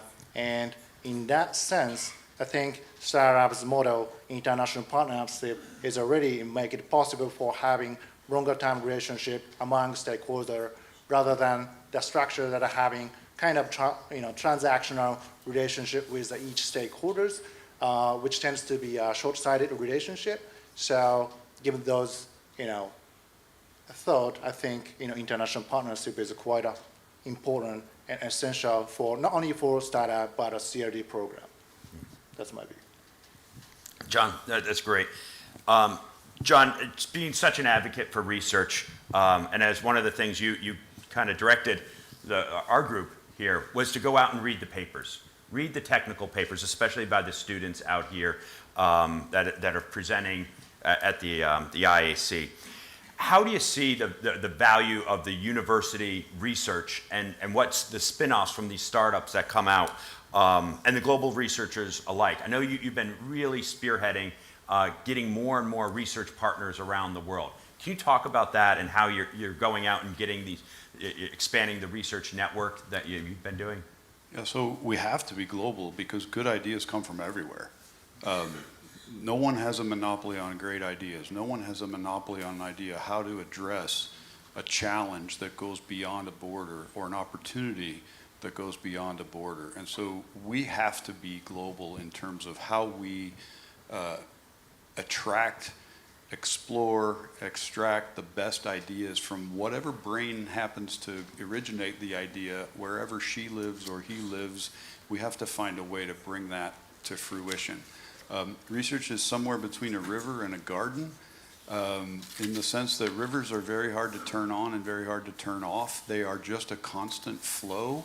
Research is like this in the sense that, it's just ongoing. You don't start it and stop it. Maybe the water goes up, the water goes down, but it's always ongoing. And so what we want to do is take the research momentum, the Bewegung, to use a German word, perhaps improperly, but the movement and the energy around research, and use that to fortify the outcomes that will come from Starlab and frankly from anybody else that does research in low Earth orbit. We want to help that, make that go so we build a market.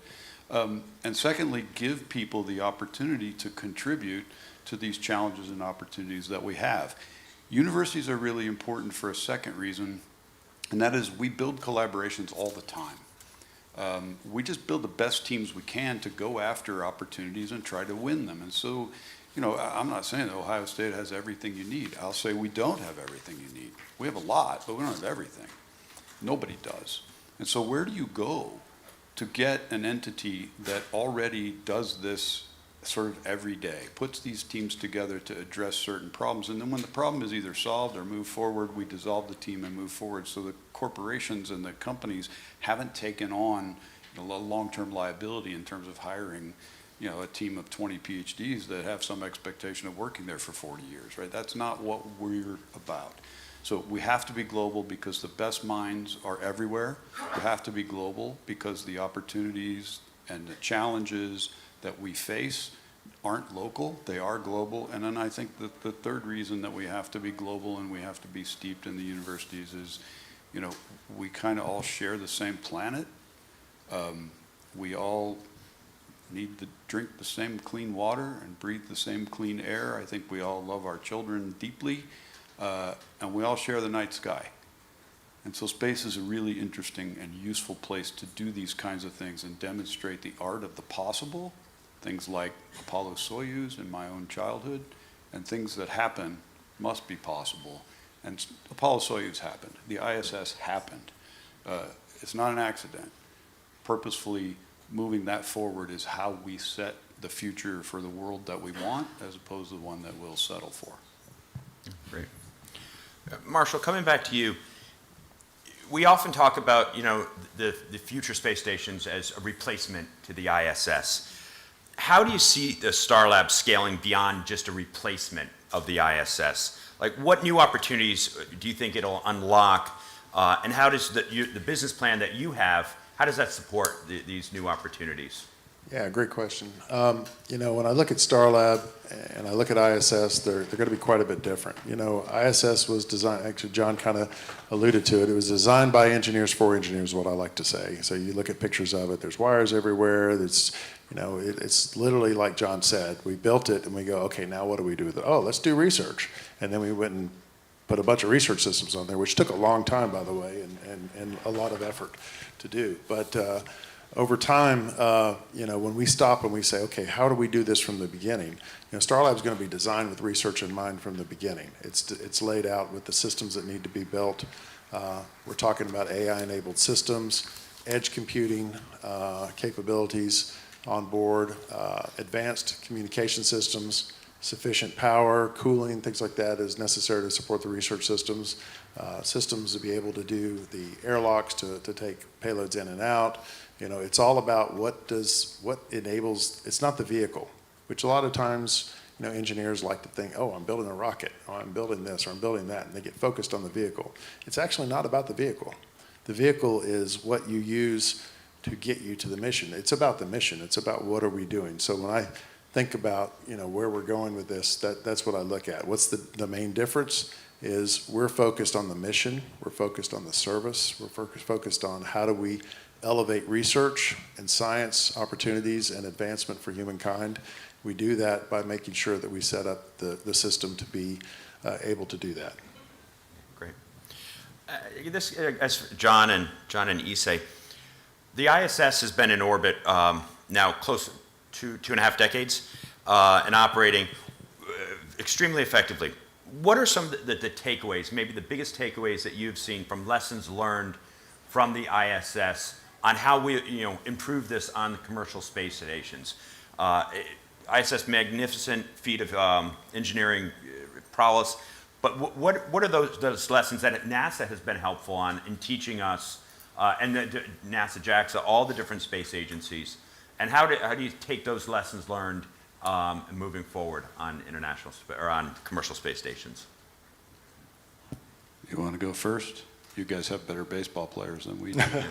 Yeah, I think, you know, somehow it's overlapping my, you know, comments, you know, the previous question, but I think, you know, lessons learned, or I think a good example of ISS which we can run is international partnership.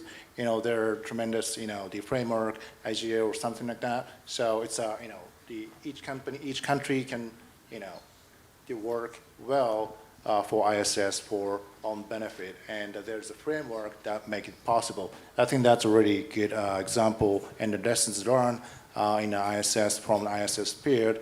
But I think, you know, point that needs to be improved is that maybe, you know, read time and the customer interface, you know, so those things needs to be improved, and then that's what our startup is trying to, you know, achieve, so that we can get more, you know, commercial demand from non-space customer. So I think, you know, key is how we can develop, you know, non-space customers' demand. So I think for that, you know, as I said, real time or, you know, customer interface really needs to be improved from ISS.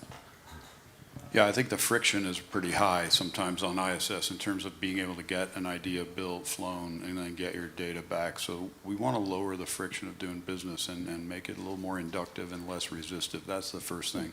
Second thing is a laboratory on the ground, you know, for example, if it's my lab at Ohio State, I can go in there 3, 4, 5 times a day and change parameters on experiments. And, you know, I saw something weird at 10 o'clock. Well, when I came back from lunch, I can change the dial, right?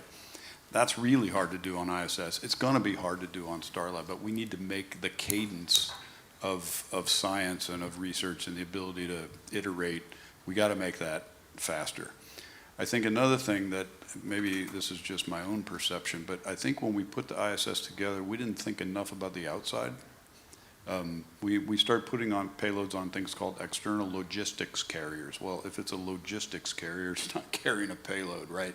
Now, the Japanese got this because the porch on the Kibo module is extremely successful. So I think we want to make sure that we're paying attention to things that you can put on the outside as well as the inside, because both of them are unique laboratories, and create the facility to leverage all of the assets of the space station, of Starlab. in ways that maybe we didn't think about right away on the ISS. You mentioned, when you were talking about built by engineers, I mean, we used to talk about how many tons we had in orbit and how much percentage of tonnage was complete as far as the station, right? And that's all great, you know, but when I build a house, it's really about the family and the memories that we make and the relationships of the people inside and the holiday dinners that we have. And so it's about what's going to go on inside as much as, you know, how many square feet do I have, and do I have 2.5 bathrooms or 3.5 bathrooms? So that was a good point, Marshall. Marshall, back to you. Will the government be an anchor tenant on CLDs? And how do you view the role as our government, other governments, and what roles they play, you know, on the performance of on the CLDs? Yeah, so obviously initially, I believe that governments, not only NASA, but also JAXA, CSA, and other governments, ESA as well, will all be the primary tenants and users of this.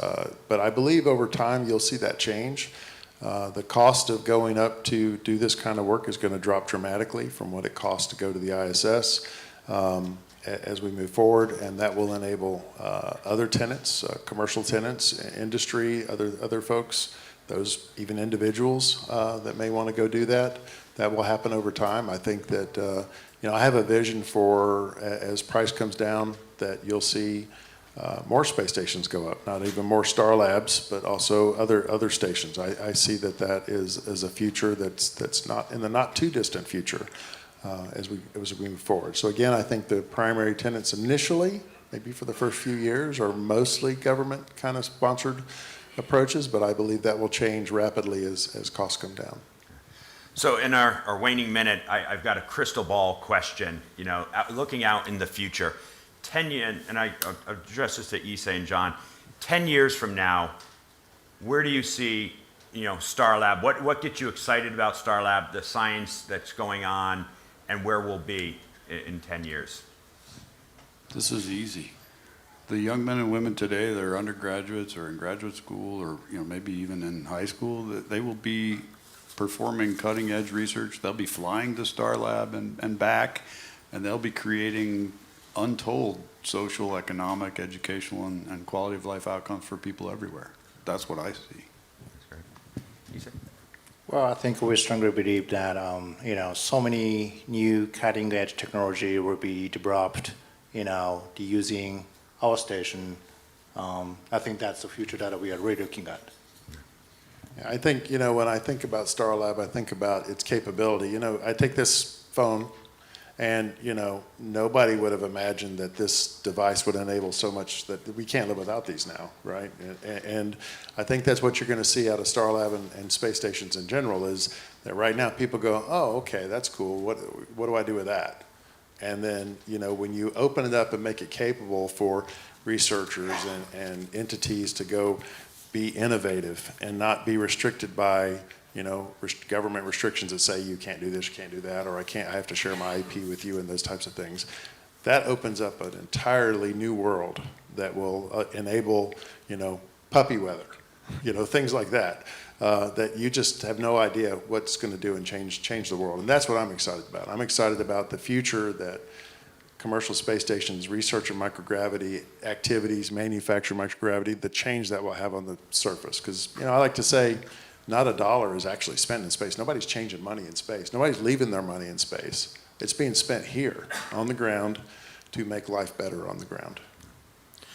Well, I think you guys paint a pretty bright picture.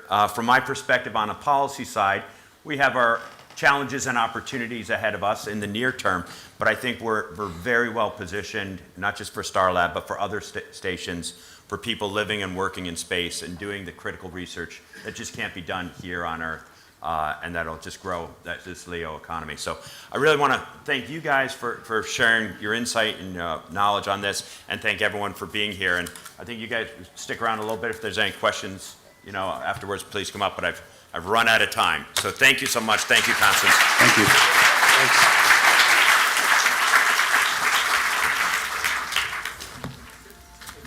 Thank you. My mouth was so dry. And then I just, at the last minute, I saw the water here. And I was like,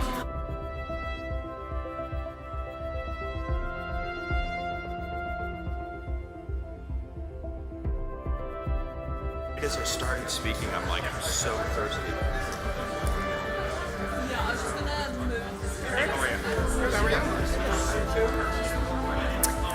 Hello everyone.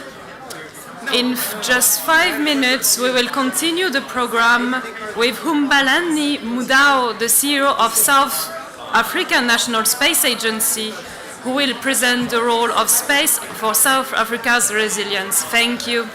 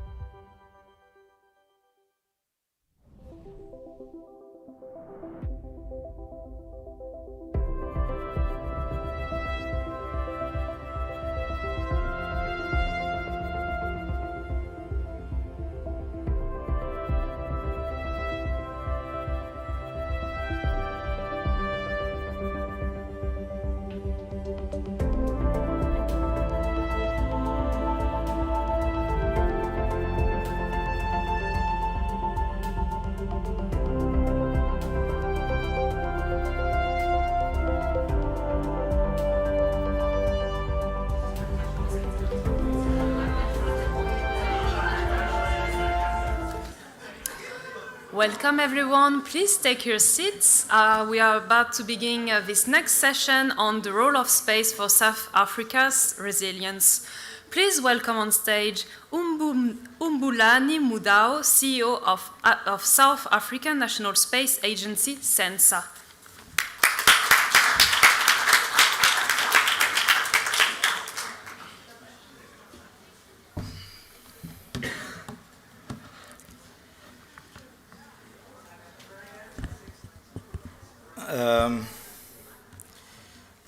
Good afternoon.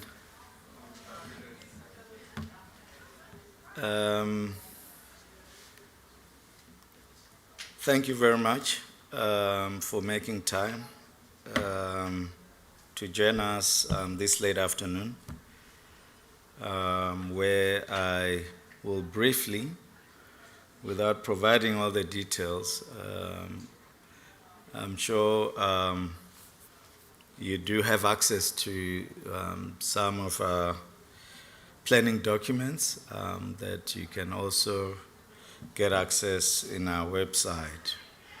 But I thought it was going to be very important today for us, just at a high level, share with you the efforts that we're putting in as South Africa in ensuring that we do build resilient community. We do build a South Africa that is capable. We do build a South Africa that's ethical. And we believe that space has a huge role to play in ensuring that we do so. As South Africa, our shared future in space is inextricably linked to the resilience and security of our societies. For South Africa, space is not just a luxury, it is a necessity for one, sovereignty, two, independence, as well as building a safer and more prosperous nation. I will share with you what underpins this. We have 6 interconnected themes that we're looking at as South Africa. And these themes are very much aligned to our 5 strategic pillars, which is sensors, satellite development, focusing on building constellations, the development of our space launch infrastructure and capabilities, space exploration and discovery, space science, research, development, innovation, which is critical for South Africa, as well as the shift that we're seeing in South Africa, particularly looking at Earth intelligence. And lastly, the most important pillar for us is space operations, which includes space economic diplomacy. All of these, of course, we are pursuing these embodied by our core values of fostering collaboration, innovation, caring for our people, and also building trust-based relationships. The first theme that I will touch on is on security, sovereignty, and independence. We as South Africa believe that space provides crucial intelligence that is vital for protecting our people, as well as safeguarding our borders. But you may know that we also play a critical role in peace mission keeping in the whole of Africa, and we believe that the role of space in ensuring that we do contribute to Africa's renewal, as well as a safe Africa that it's not devastated by wars and so on, that space is going to play that critical role. Over and above that, we believe that Earth observation satellites enable us to monitor our oceans, secure our food systems, and detect environmental changes that threatens our communities. We are also investing in ensuring that we do respond to both natural and man-made disasters to enable our defense for particularly in improving our situational awareness, as well as ensuring that we do protect through the knowledge, not guesswork, the people of South Africa. The second theme that we focus on as we look at building resilience in South Africa is the development of space applications for decision making. This is a true value that lies within space for us. And if you look at our space program, the focus is on the downstream segment, which is so critical in ensuring that we do develop applications, products, and services that can modernize our agriculture, that can ensure that we are food secured through precision farming, but also supporting small-scale farmers, as we have to ensure that we do provide food for the population of South Africa. As part of building these applications, we are looking at other areas such as health innovation. You have to have a healthy nation or population for you to be able to have an active population that is economically active. Energy security, it's critical for us in South Africa. We are a water-scarce country, and therefore water resource management becomes one of the areas that we also look at. We have recently inaugurated a program that's looking at natural resource management. We're a country endowed rich in natural resources, and how do we ensure that we manage these to create opportunities for youth and women in the continent, but also looking at business development and empowerment. We believe that with the climate change that we're seeing, the shift in microclimate in South Africa will affect agriculture. It would introduce disasters that we've seen lately, particularly in flooding and so on, and therefore we want to begin to build platforms or capabilities that will ensure that we look at the entire disaster management cycle, from prevention, preparedness, response, as well as recovery. The third thematic area that we're looking at is economic growth, as well as cutting-edge job creation. A space program that does not create jobs, colleagues, it's a space program that has no case. And therefore, that business case for us as South Africa is critical. We want to catalyze innovation and drive economic growth through satellite manufacturing to data analytics.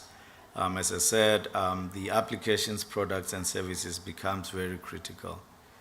We want to also create opportunities for young people in Africa to stay in Africa, to stay in the continent and contribute to the continental development, and not seek opportunities abroad.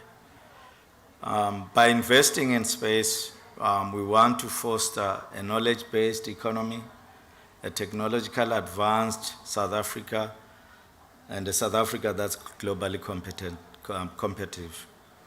And the fourth area which we feel is very important as we collaborate with everybody globally, it's on good governance, ethical conduct, as well as multilateralism. For us as South Africa, we're saying that space is not only about technology. It is also about the responsibility. We have to be responsible space users. As South Africa, we advocate for ethical conduct and fair access to space resources, We believe in multilateralism, and we work with international partners to ensure that space remains a global commons. We work with our international partners to ensure that space is accessible to all nations and not just a privileged few. And therefore, good governance in space requires trust, transparency, and cooperation. We would require to ensure that our space activities contribute to peace, security, and sustainable development. The fifth theme is on human capital development, which focuses on science, technology, engineering, mathematics, and innovation, because you have to create opportunities for these. At the core of resilience are people, and therefore investing on STEM education and fostering innovation. South Africa is making sure that our young people are not just consumers of space technology, but also the creators. Turning science into innovation strengthens our research institutions, motivates entrepreneurship, and enables new generation to tackle Africa's most urgent challenges through space solutions. And to support this vision, we recognize that a strong space and research infrastructure is crucial for establishing a sustainable and an effective national space program. One that builds a capable state, one that promotes human capital development, and one that maintains long-term resilience.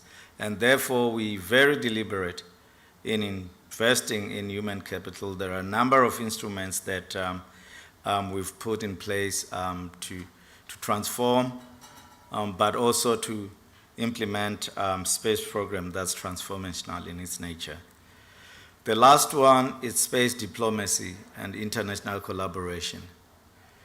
You would see through South Africa's initiatives, one, the deep ground space station that we are building. Also, the recognition that we get globally in hosting radio astronomy infrastructure such as the Square Kilometer Array and so on. It's a true testament of what the value of space diplomacy is. But of course, as South Africa with our geographic advantage, we offer the global community a radio quiet zone area. This platform positions us as an essential partner in global science and exploration. And as South Africa, we don't want to be left behind as we do that. As an active member of the African Union's efforts to establish continental space program, South Africa proudly champions a vision of space that unites rather than divide. So those are the 6 thematic areas that we focus on in building South Africa's resilience. So in conclusion, I would like to say space is the bedrock of South Africa's resilience. It enhances our security, propels our economy, and informs our decisions. It also guides our governance, develop our people, and strengthen diplomacy. So as we look ahead, let us continue to champion space as a shared resource for human progress. Together we can ensure that space is not only the next frontier of exploration, but also the foundation of resilience, sovereignty, and sustainable development here on Earth. Thank you.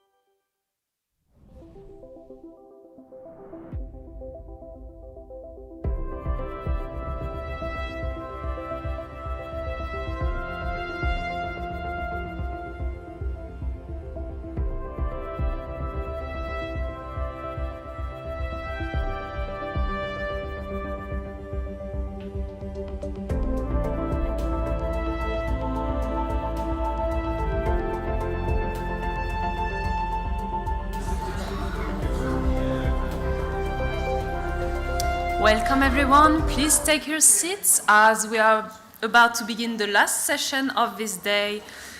This session is called Unlocking the Commercial Potential for Space-Enabled Healthcare, and the moderator is Paul Bate, CEO of the UK Space Agency. Please. Good afternoon, everybody. Thank you very much for taking the time. IAC is a very busy occasion. Let me start by acknowledging the Gadigal people of the Eora Nation, the traditional custodians of this land on which we meet today, and pay my respects to the elders past and present. Let me set the scene for the conversation we're going to have over the next 45 or so minutes. We could choose to keep within the space bubble, or we could actually seek to be explorers and break through some of those sort of fictitious barriers we sometimes see between space and traditional non-space barriers, sectors. That's what we're going to do today by talking about space-enabled healthcare. And in just a short while, I'm going to ask my colleagues on the panel to introduce themselves.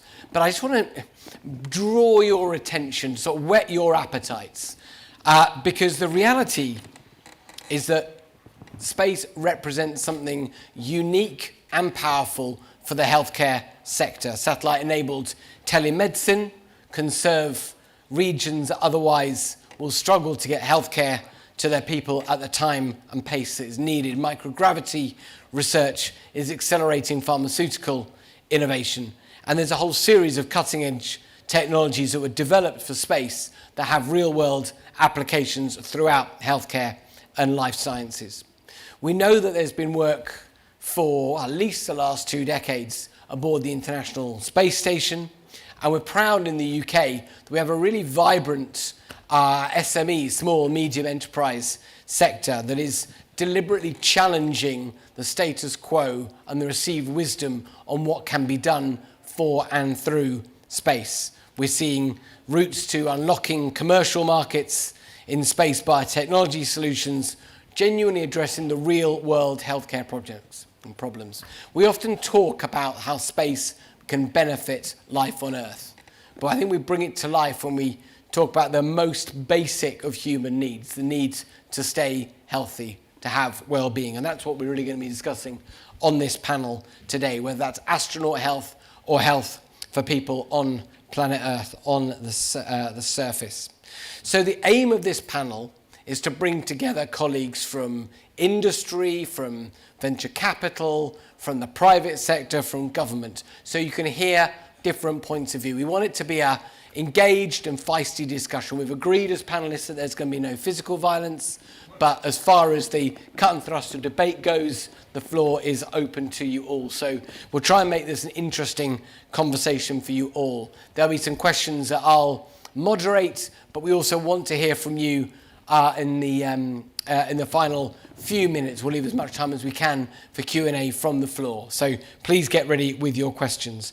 But before we're doing that, perhaps we'll just go left to right. And James, how about you introduce yourself to start with? Yeah, sure, thank you. I think you can see up on the board where I sit with two companies, Human Aerospace and Cape Bionics. With Human Aerospace, we're all about aerospace medicine and looking after aviation and space crews through training and regulatory avenues, but also with countermeasures to look after bone health, sensory motor degradation, fluid shifts, orthostatic intolerance and those sorts of applications. And Cape Bionics is our terrestrial application of those technologies, where we're looking to allow doctors and allied health practitioners, physios, osteos, podiatrists and so forth, the ability to scan and prescribe custom fit compression garments very easily and cheaply and practically by leveraging our experience in developing space-based countermeasures. Very good. I think we're going to be coming back throughout this conversation how we can have terrestrial applications and space-based applications. Bob, tell us a bit more about the Luxembourg Space Agency. Yes, so good afternoon. Bob Lamberet from Luxembourg Space Agency, where I'm leading exploration and space resources. I think space resources is a different topic than is not relevant for today. So on the exploration side, so the work we do at the Luxembourg Space Agency, we are not a traditional agency in the sense that we do not have our own missions. Our mandate is more to develop a space industry, an ecosystem of different players, and grow this industry, or allow that industry to grow beyond the support we can provide to the industry. Yeah? And this can only happen through commercial opportunities. So the commercial aspect is very deeply rooted in our strategy to grow this ecosystem. And now in exploration, I think over the last 5 years, we have recently seen a lot of very promising, interesting ideas how to use this unique environment you find in LEO, and how you can use it, especially for life sciences. And that makes it very, very interesting in the long term for commercial opportunities. Bob, thank you. And we sit around the ESA table, the European Space Agency table, as both member states. Sanjeev, just to display my own embarrassment, when I was telling Sanjeev about this session, I was so pleased to see him here, I suggested he join, and he told me he was already on the panel. Sanjeev, we'll put that down to the jet lag, right? Yeah. Brilliant, thanks a lot, Paul. So yes, Sanjeev Gordon, I'm one of the general partners of Type 1 Ventures. We are a VC firm that has presence right from West Coast all the way to Japan, truly looking at space adjacent technologies and other deep tech areas across the world. We now have 1.5 billion AUM, and we literally have grown that from scratch since 2021. So really looking at how we can start seeing those next wave of the full marquee companies, SpaceX, your OpenAIs, etc., on the early stage, especially within the space and the pharma markets. I personally, and this is one of the conversations Paul and I were having outside, is I personally have been investing in space since 2016, but I'm an outsider from the space industry. And one of the things I really like about that kind of view and more people from non-space backgrounds coming into the space industry is looking at how we view different commercial opportunities, different business models, and bring that into the space industry. So with Type 1, a lot of the team pretty much come from that type of space industry, other deep tech areas, looking to really focus in on space and how we can apply that there.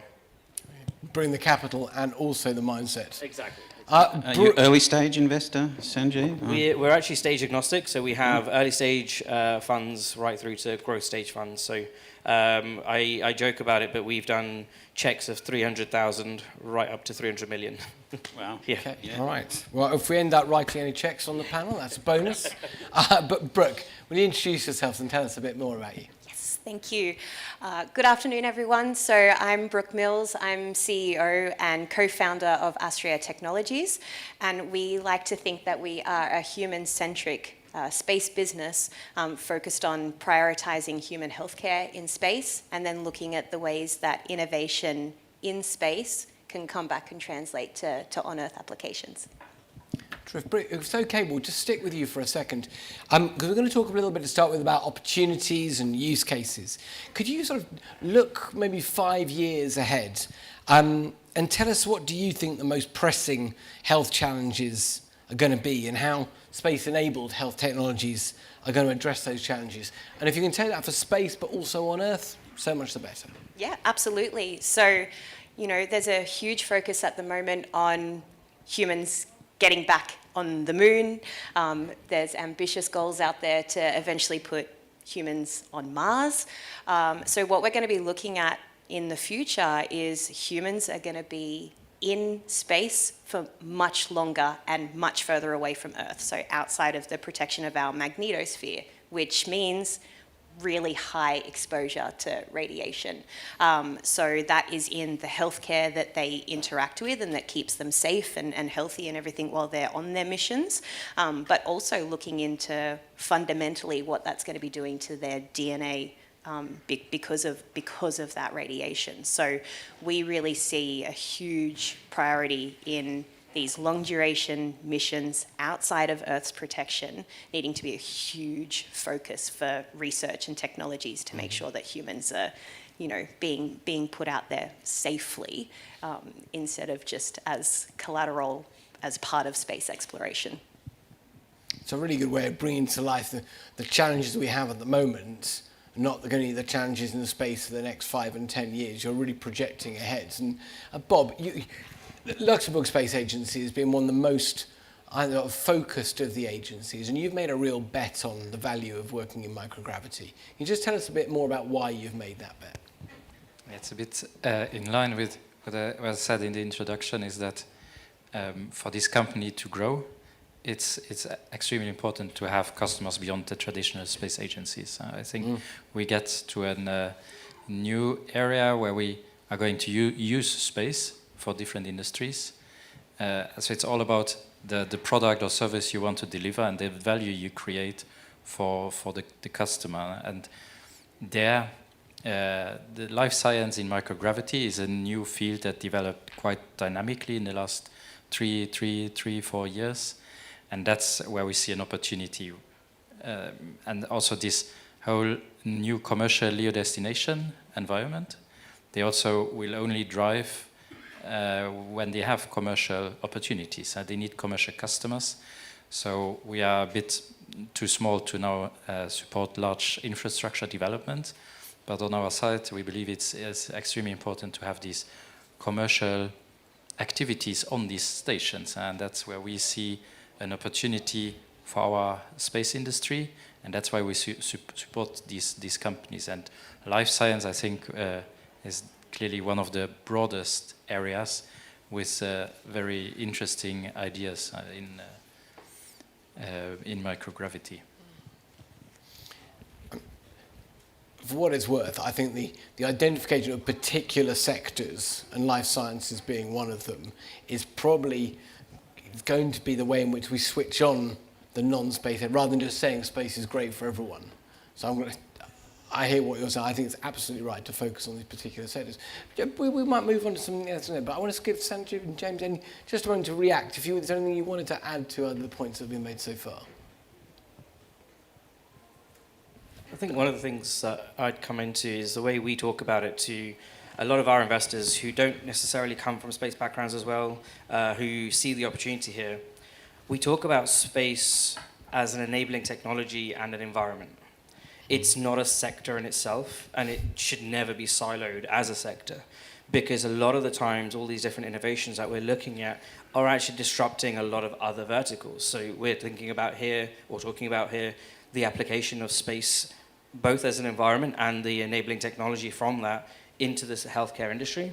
Similar situation when you think about automotive as an example. So looking at how do we better understand connectivity. That again is a situation of understanding better connectivity between satellites, that having an impact on autonomous driving. How do we look at mining, which is a huge industry here? Well, actually Earth observation data and how we process that is getting even better with things like the potential of on-edge compute power within space to better improve the speed of which we can make those decisions in space and bring that data back down. All of those things are space-enabled technologies. It's not in its own individual silo.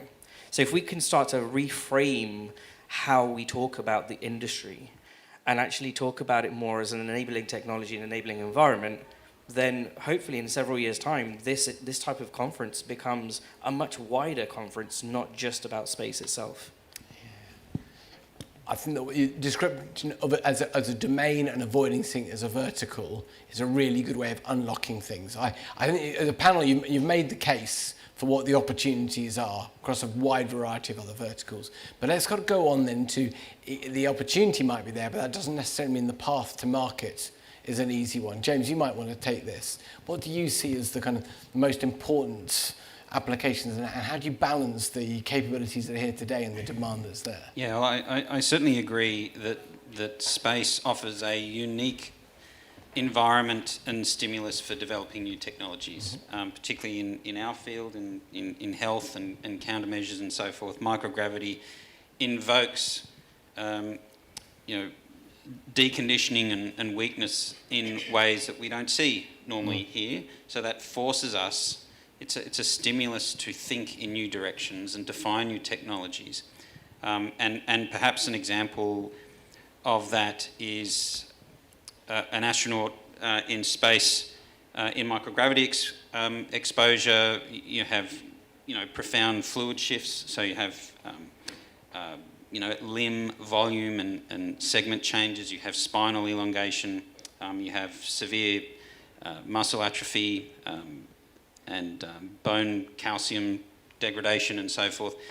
And the trick really is to create these countermeasures that address that deconditioning, but also to try and link that with terrestrial applications and to use that space stimulus and that where it's trying to make you pivot and think of new techniques to address that and then apply that for terrestrial application. And one of those examples might be that when you're designing a compression garment that may need to apply a certain level of compression to be effective. And you can design a perfect garment on launch, but within a very short period of time of microgravity exposure with the fluid shift and so forth, then your body shape has changed. That suit is going to be stretched in a different way, and it will not be imposing the sorts of compression that you ideally want it to have. So you need to come up with ways to be able to adjust the compression of the garment that adapts to the shape change, but in a really easy and practical way. You can always inflate things or have pressure transducers, but they're always trying to move away from having to have extra hardware and extra processes and extra protocols, and because you have to use hardware, you've got to have and it's important, you have to have a backup, so you've got to send up 2 inflatable compressors and so forth. So always trying to move to a very simple and practical solution.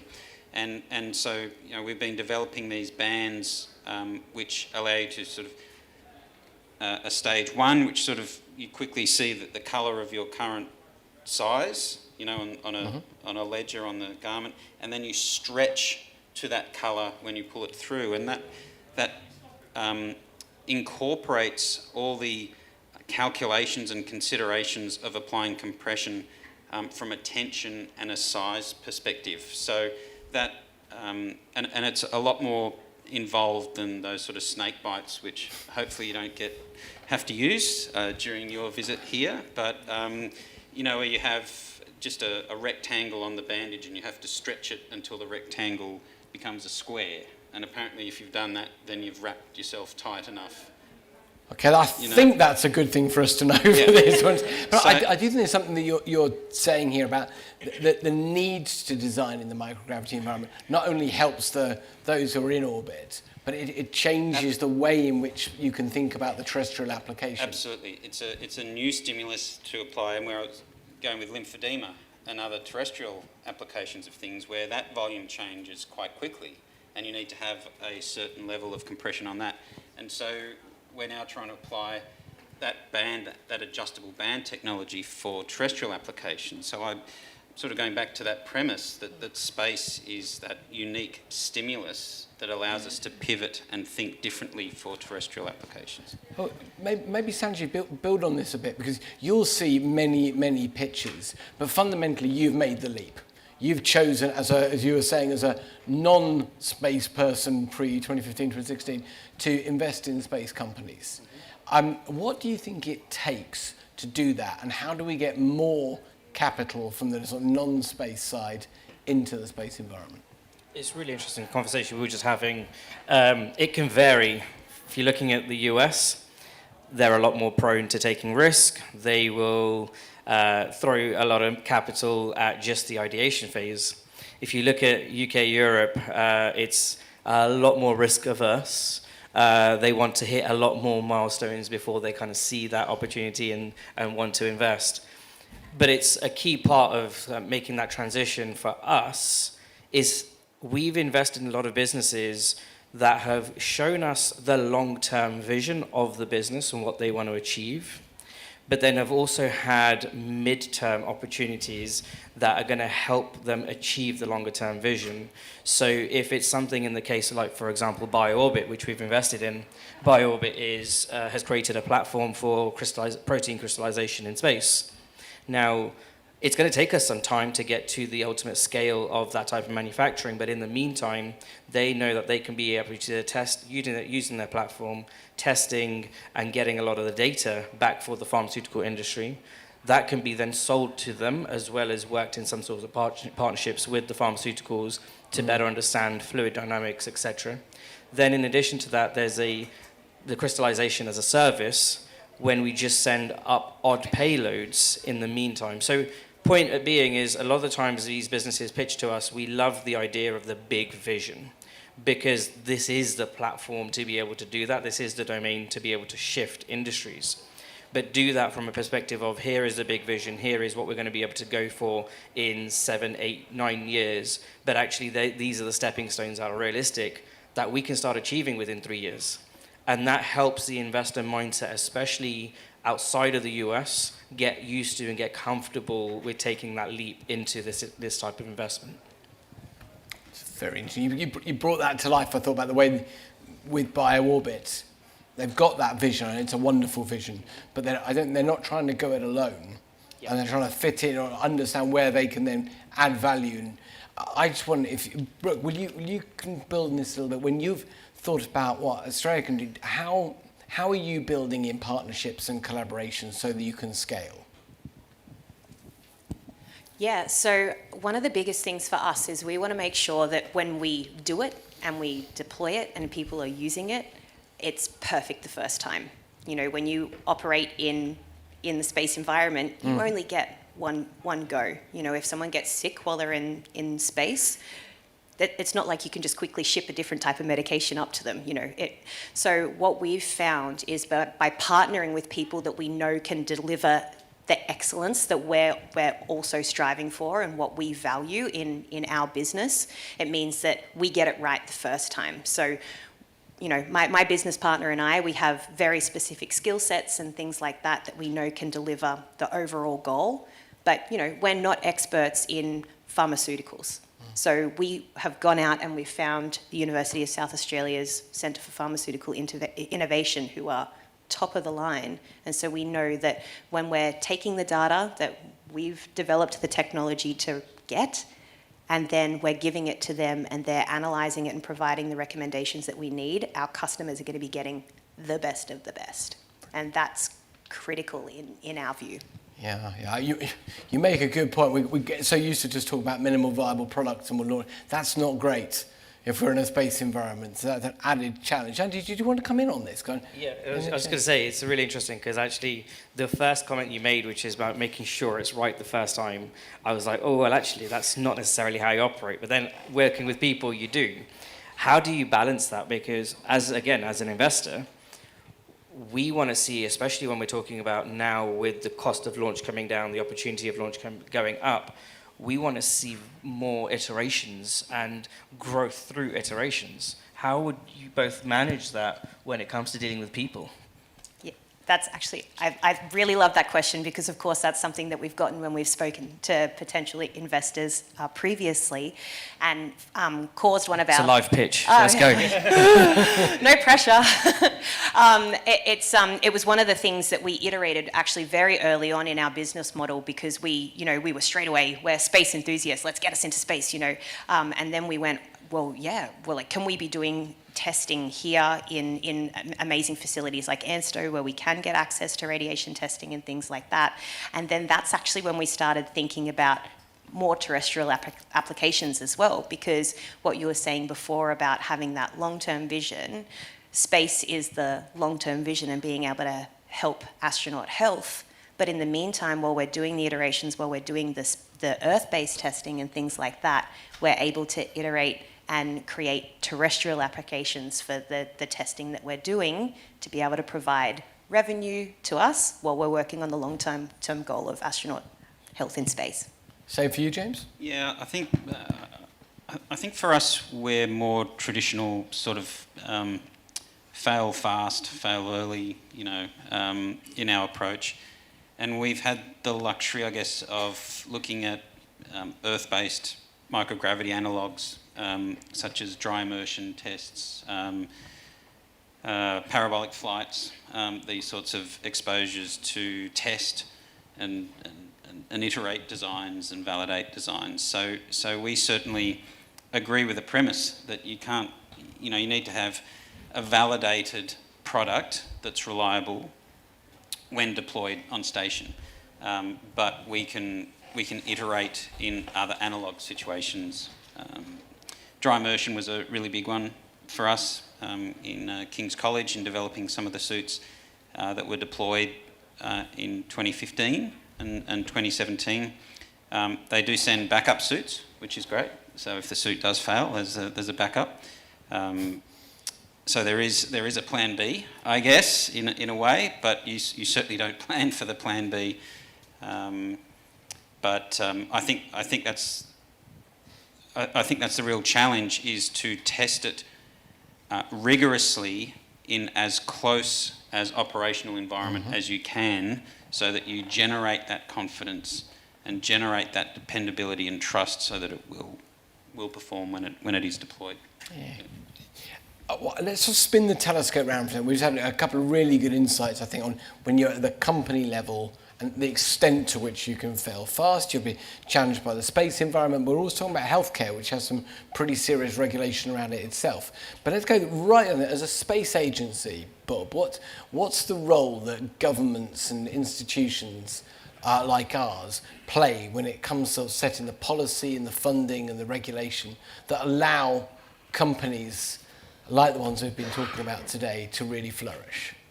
Yeah, I think it's a very good question. I think it's very close to a bit the goal we try to achieve in Luxembourg. That we see our role more as an enabler, as a partner to the industry. A bit also on your point that in Europe the investors are do not like to take risk. So I think we have some role to play on the public side to de-risk these early developments. To make them investable for European investors. So I think one side is help co-develop the technologies with industry, bring it to a level that the investor feel comfortable.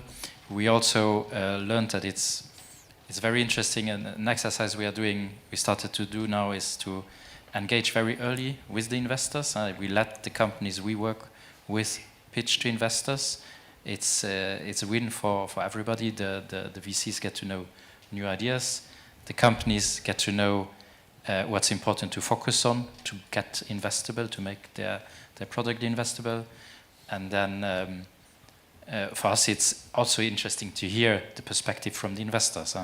In the end, we are not investors. We are working for agencies, so we have different perspective, different priorities when we engage with companies.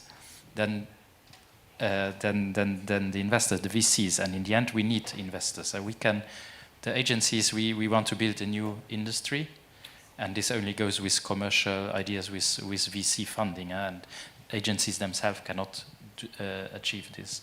Now on the on your question on the policy side, I think we also, as an agency, together maybe with the broader public side, we have a role to play to make it possible for these companies to operate, to produce their products, to get their products into market.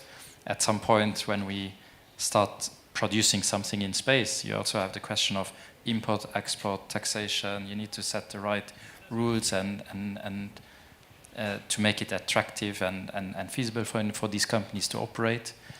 When it comes to this rapid testing and evolution, I think now, as we get closer to the end of the ISS, we see a shift to a new environment with multiple platforms, with more opportunities to fly, with these smaller free-flying platforms.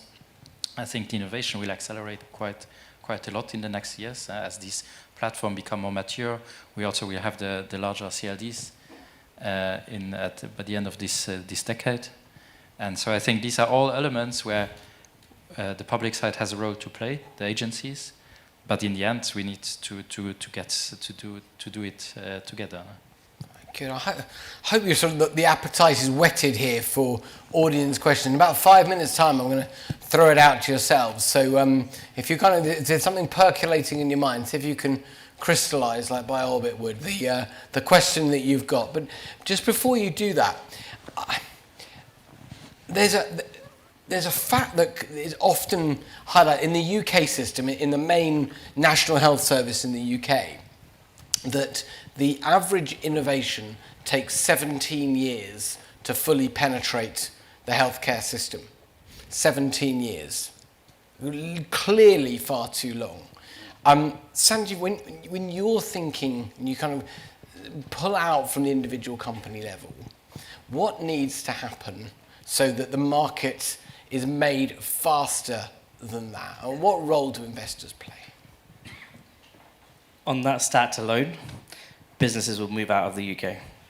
And the scary and unfortunate part is that the barriers for the National Health Service or going into some of the more traditional businesses within the UK European environment, and also the barriers for regulation, are pretty much forcing businesses into other countries.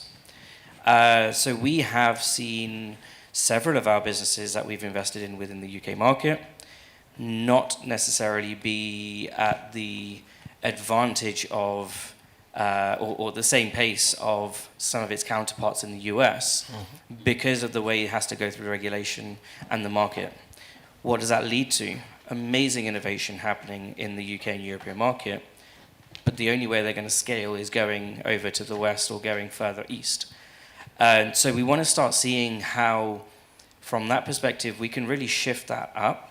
And that's an education piece, because something like the NHS, where they've got so many other constraints, are going to be challenged in how they can implement new innovation.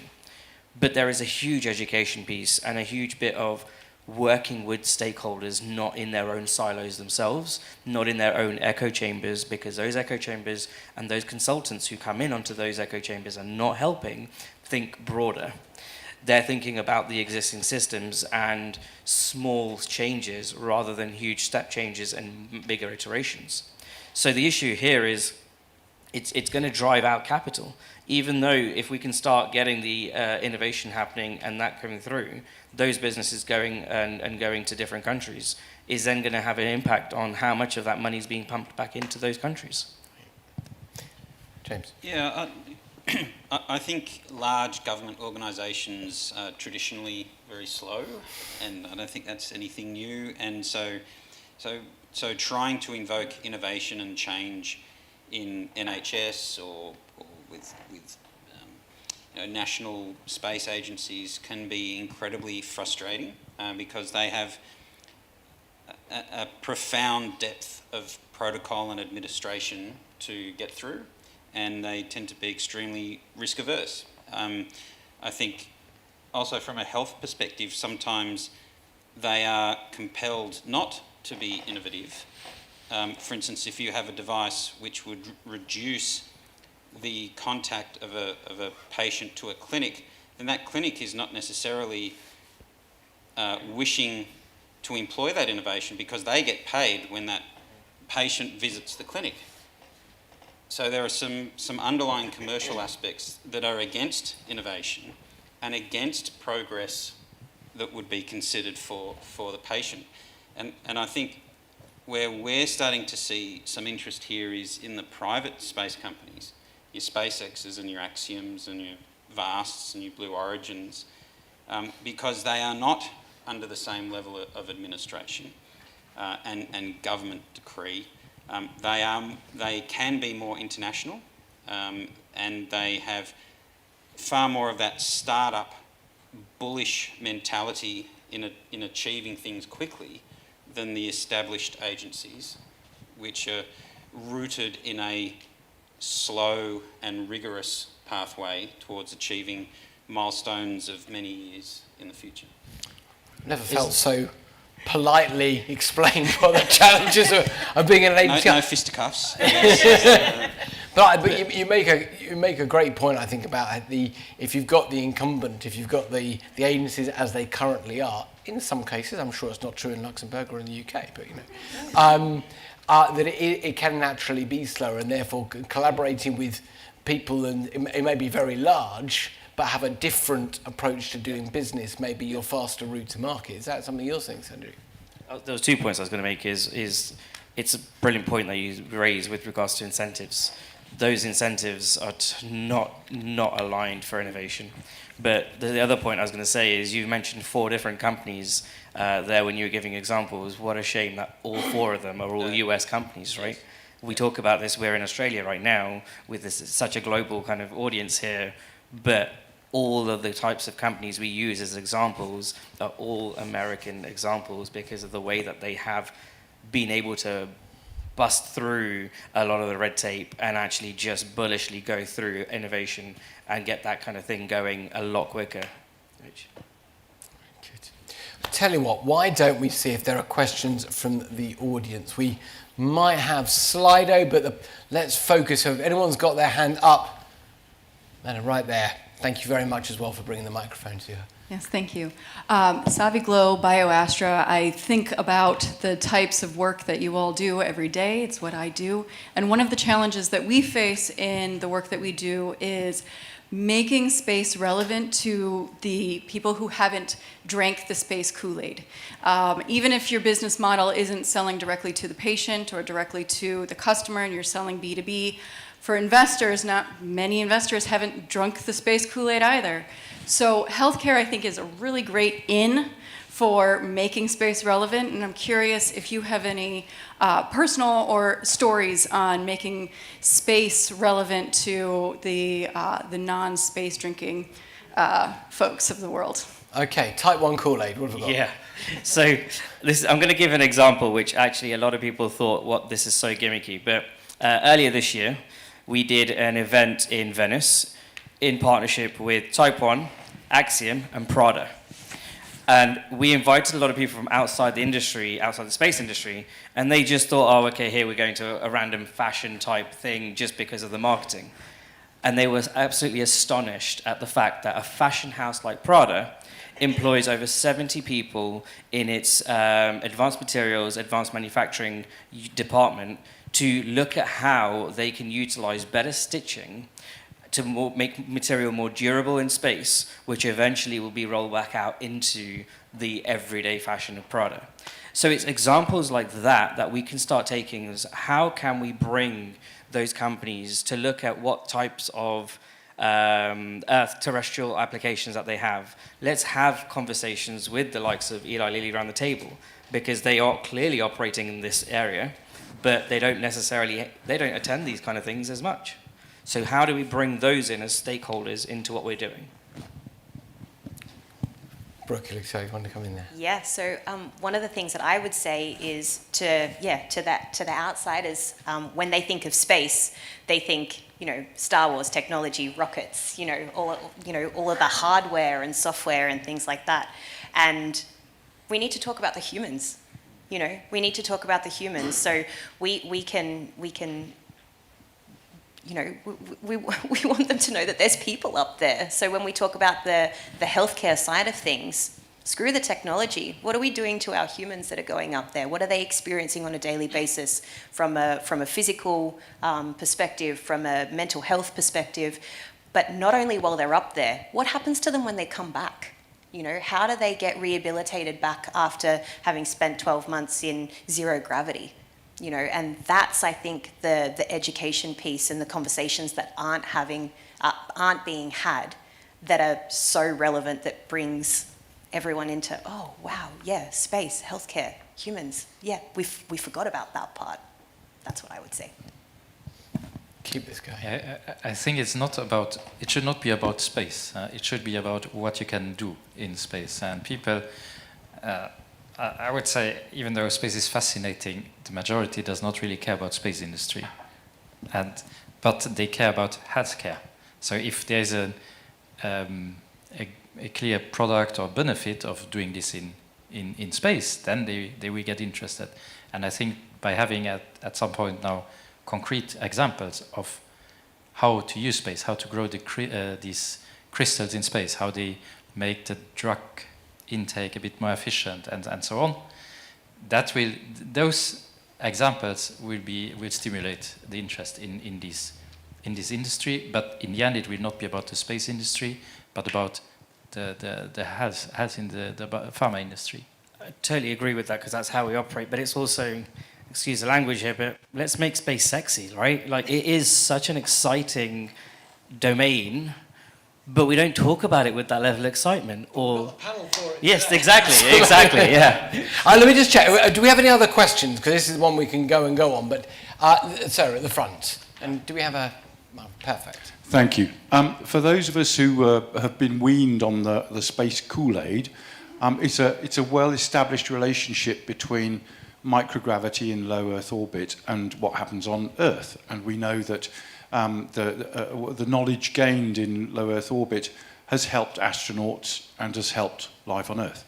I'm interested in the panel's view on the change in nuance, because in a minute, space is also going to encompass living for a long time on the moon, or very long-term travel to Mars. And I certainly heard what Brooke said about irradiation. What other aspects can we look forward to with learning things and potentially bringing product back to Earth?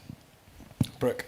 Yeah, so I think that's a great question, and I love thinking about this and thinking about the human autonomy that's necessary for when you're on those long duration missions. It's by no means easy to get things up to the ISS, so please don't think that I'm saying that, but it is easier than when people are going to, say, be living on the moon or traveling out to Mars. So the innovation that's going to come from human autonomy to take care of themselves when it's basically impossible to get back to Earth, I think is going to be a really exciting thing coming through that I believe then can come back for terrestrial applications.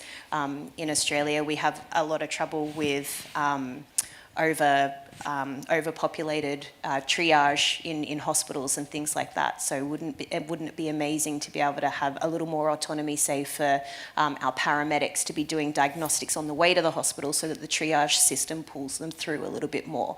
So autonomy is something I'm excited about.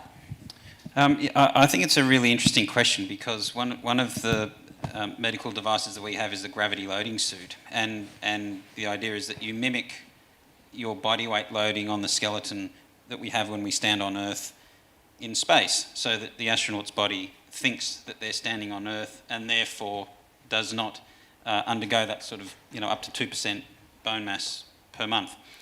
And one of the questions we had to ask was, well, do you have to apply 1G to stimulate the skeleton to that same degree, to provoke that osteogenesis? And so we've been really interested, because we obviously know a lot about 1G, and we know quite a bit about 0G, but we don't know really anything about what happens in between. And we're all pretty sure that there's not just it's not just linear between 0 and 1. Maybe Mars gravity of 3/8 is enough to keep you healthy, maybe? Or when we have terrestrial applications of the skin suit for treatments, you know, for the elderly or bedridden or sedentary or osteoporosis or recovering from orthopedic surgery or whatever, what sort of loading can we apply there to try and prevent that sort of spiral down when you're not strong enough to move, so you get weaker because you can't move? So we're really interested in that, in the response of the body at those sort of hypo-G levels, so that then we can tailor our garments and our loading devices at that sweet spot where you're getting the right amount of load with the level of practicality that you can have without having to go to a heavy, perhaps uncomfortable 1G load. And there were some studies with mice in spinning satellites looking at, you know, 3/8 G exposure on you know, hind limbs, and also hind limb suspension models where you lift the tails up a bit and only get exposed to these sort of lunar or Mars exposures. And it's fascinating, really interesting. And so I'm excited about what we're going to learn from those missions. Well, listen, time is against us. We've probably run out of time for more questions, but just to reflect a little bit on what we've talked about. It seemed to me that the starting point of our conversation was that we're just not short of the use cases. The problem is not the scale of the opportunity, it's a feast. But as we started to explore what the routes to market, what's the way to make the pull really there, that's when we came into some of the kind of the tougher stuff, including the regulatory challenges and the fact that if we don't enable with the incentives, as you said, James, and the speed, then people will fly elsewhere. Capital is mobile and companies are increasingly mobile.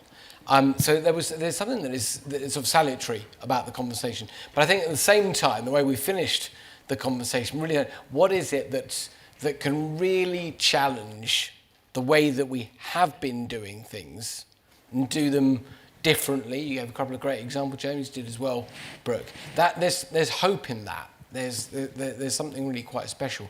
That I would just offer that in and amongst that, we just got to some business fundamentals. That it doesn't matter that it's space. One level, it doesn't even really matter that it's healthcare.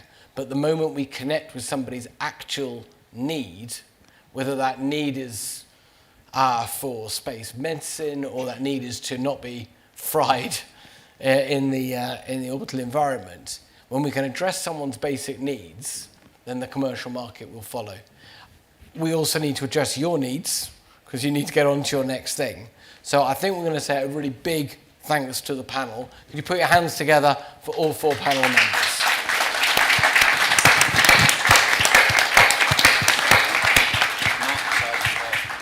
Flying more astronauts. Yeah. The one for the rest of the conference.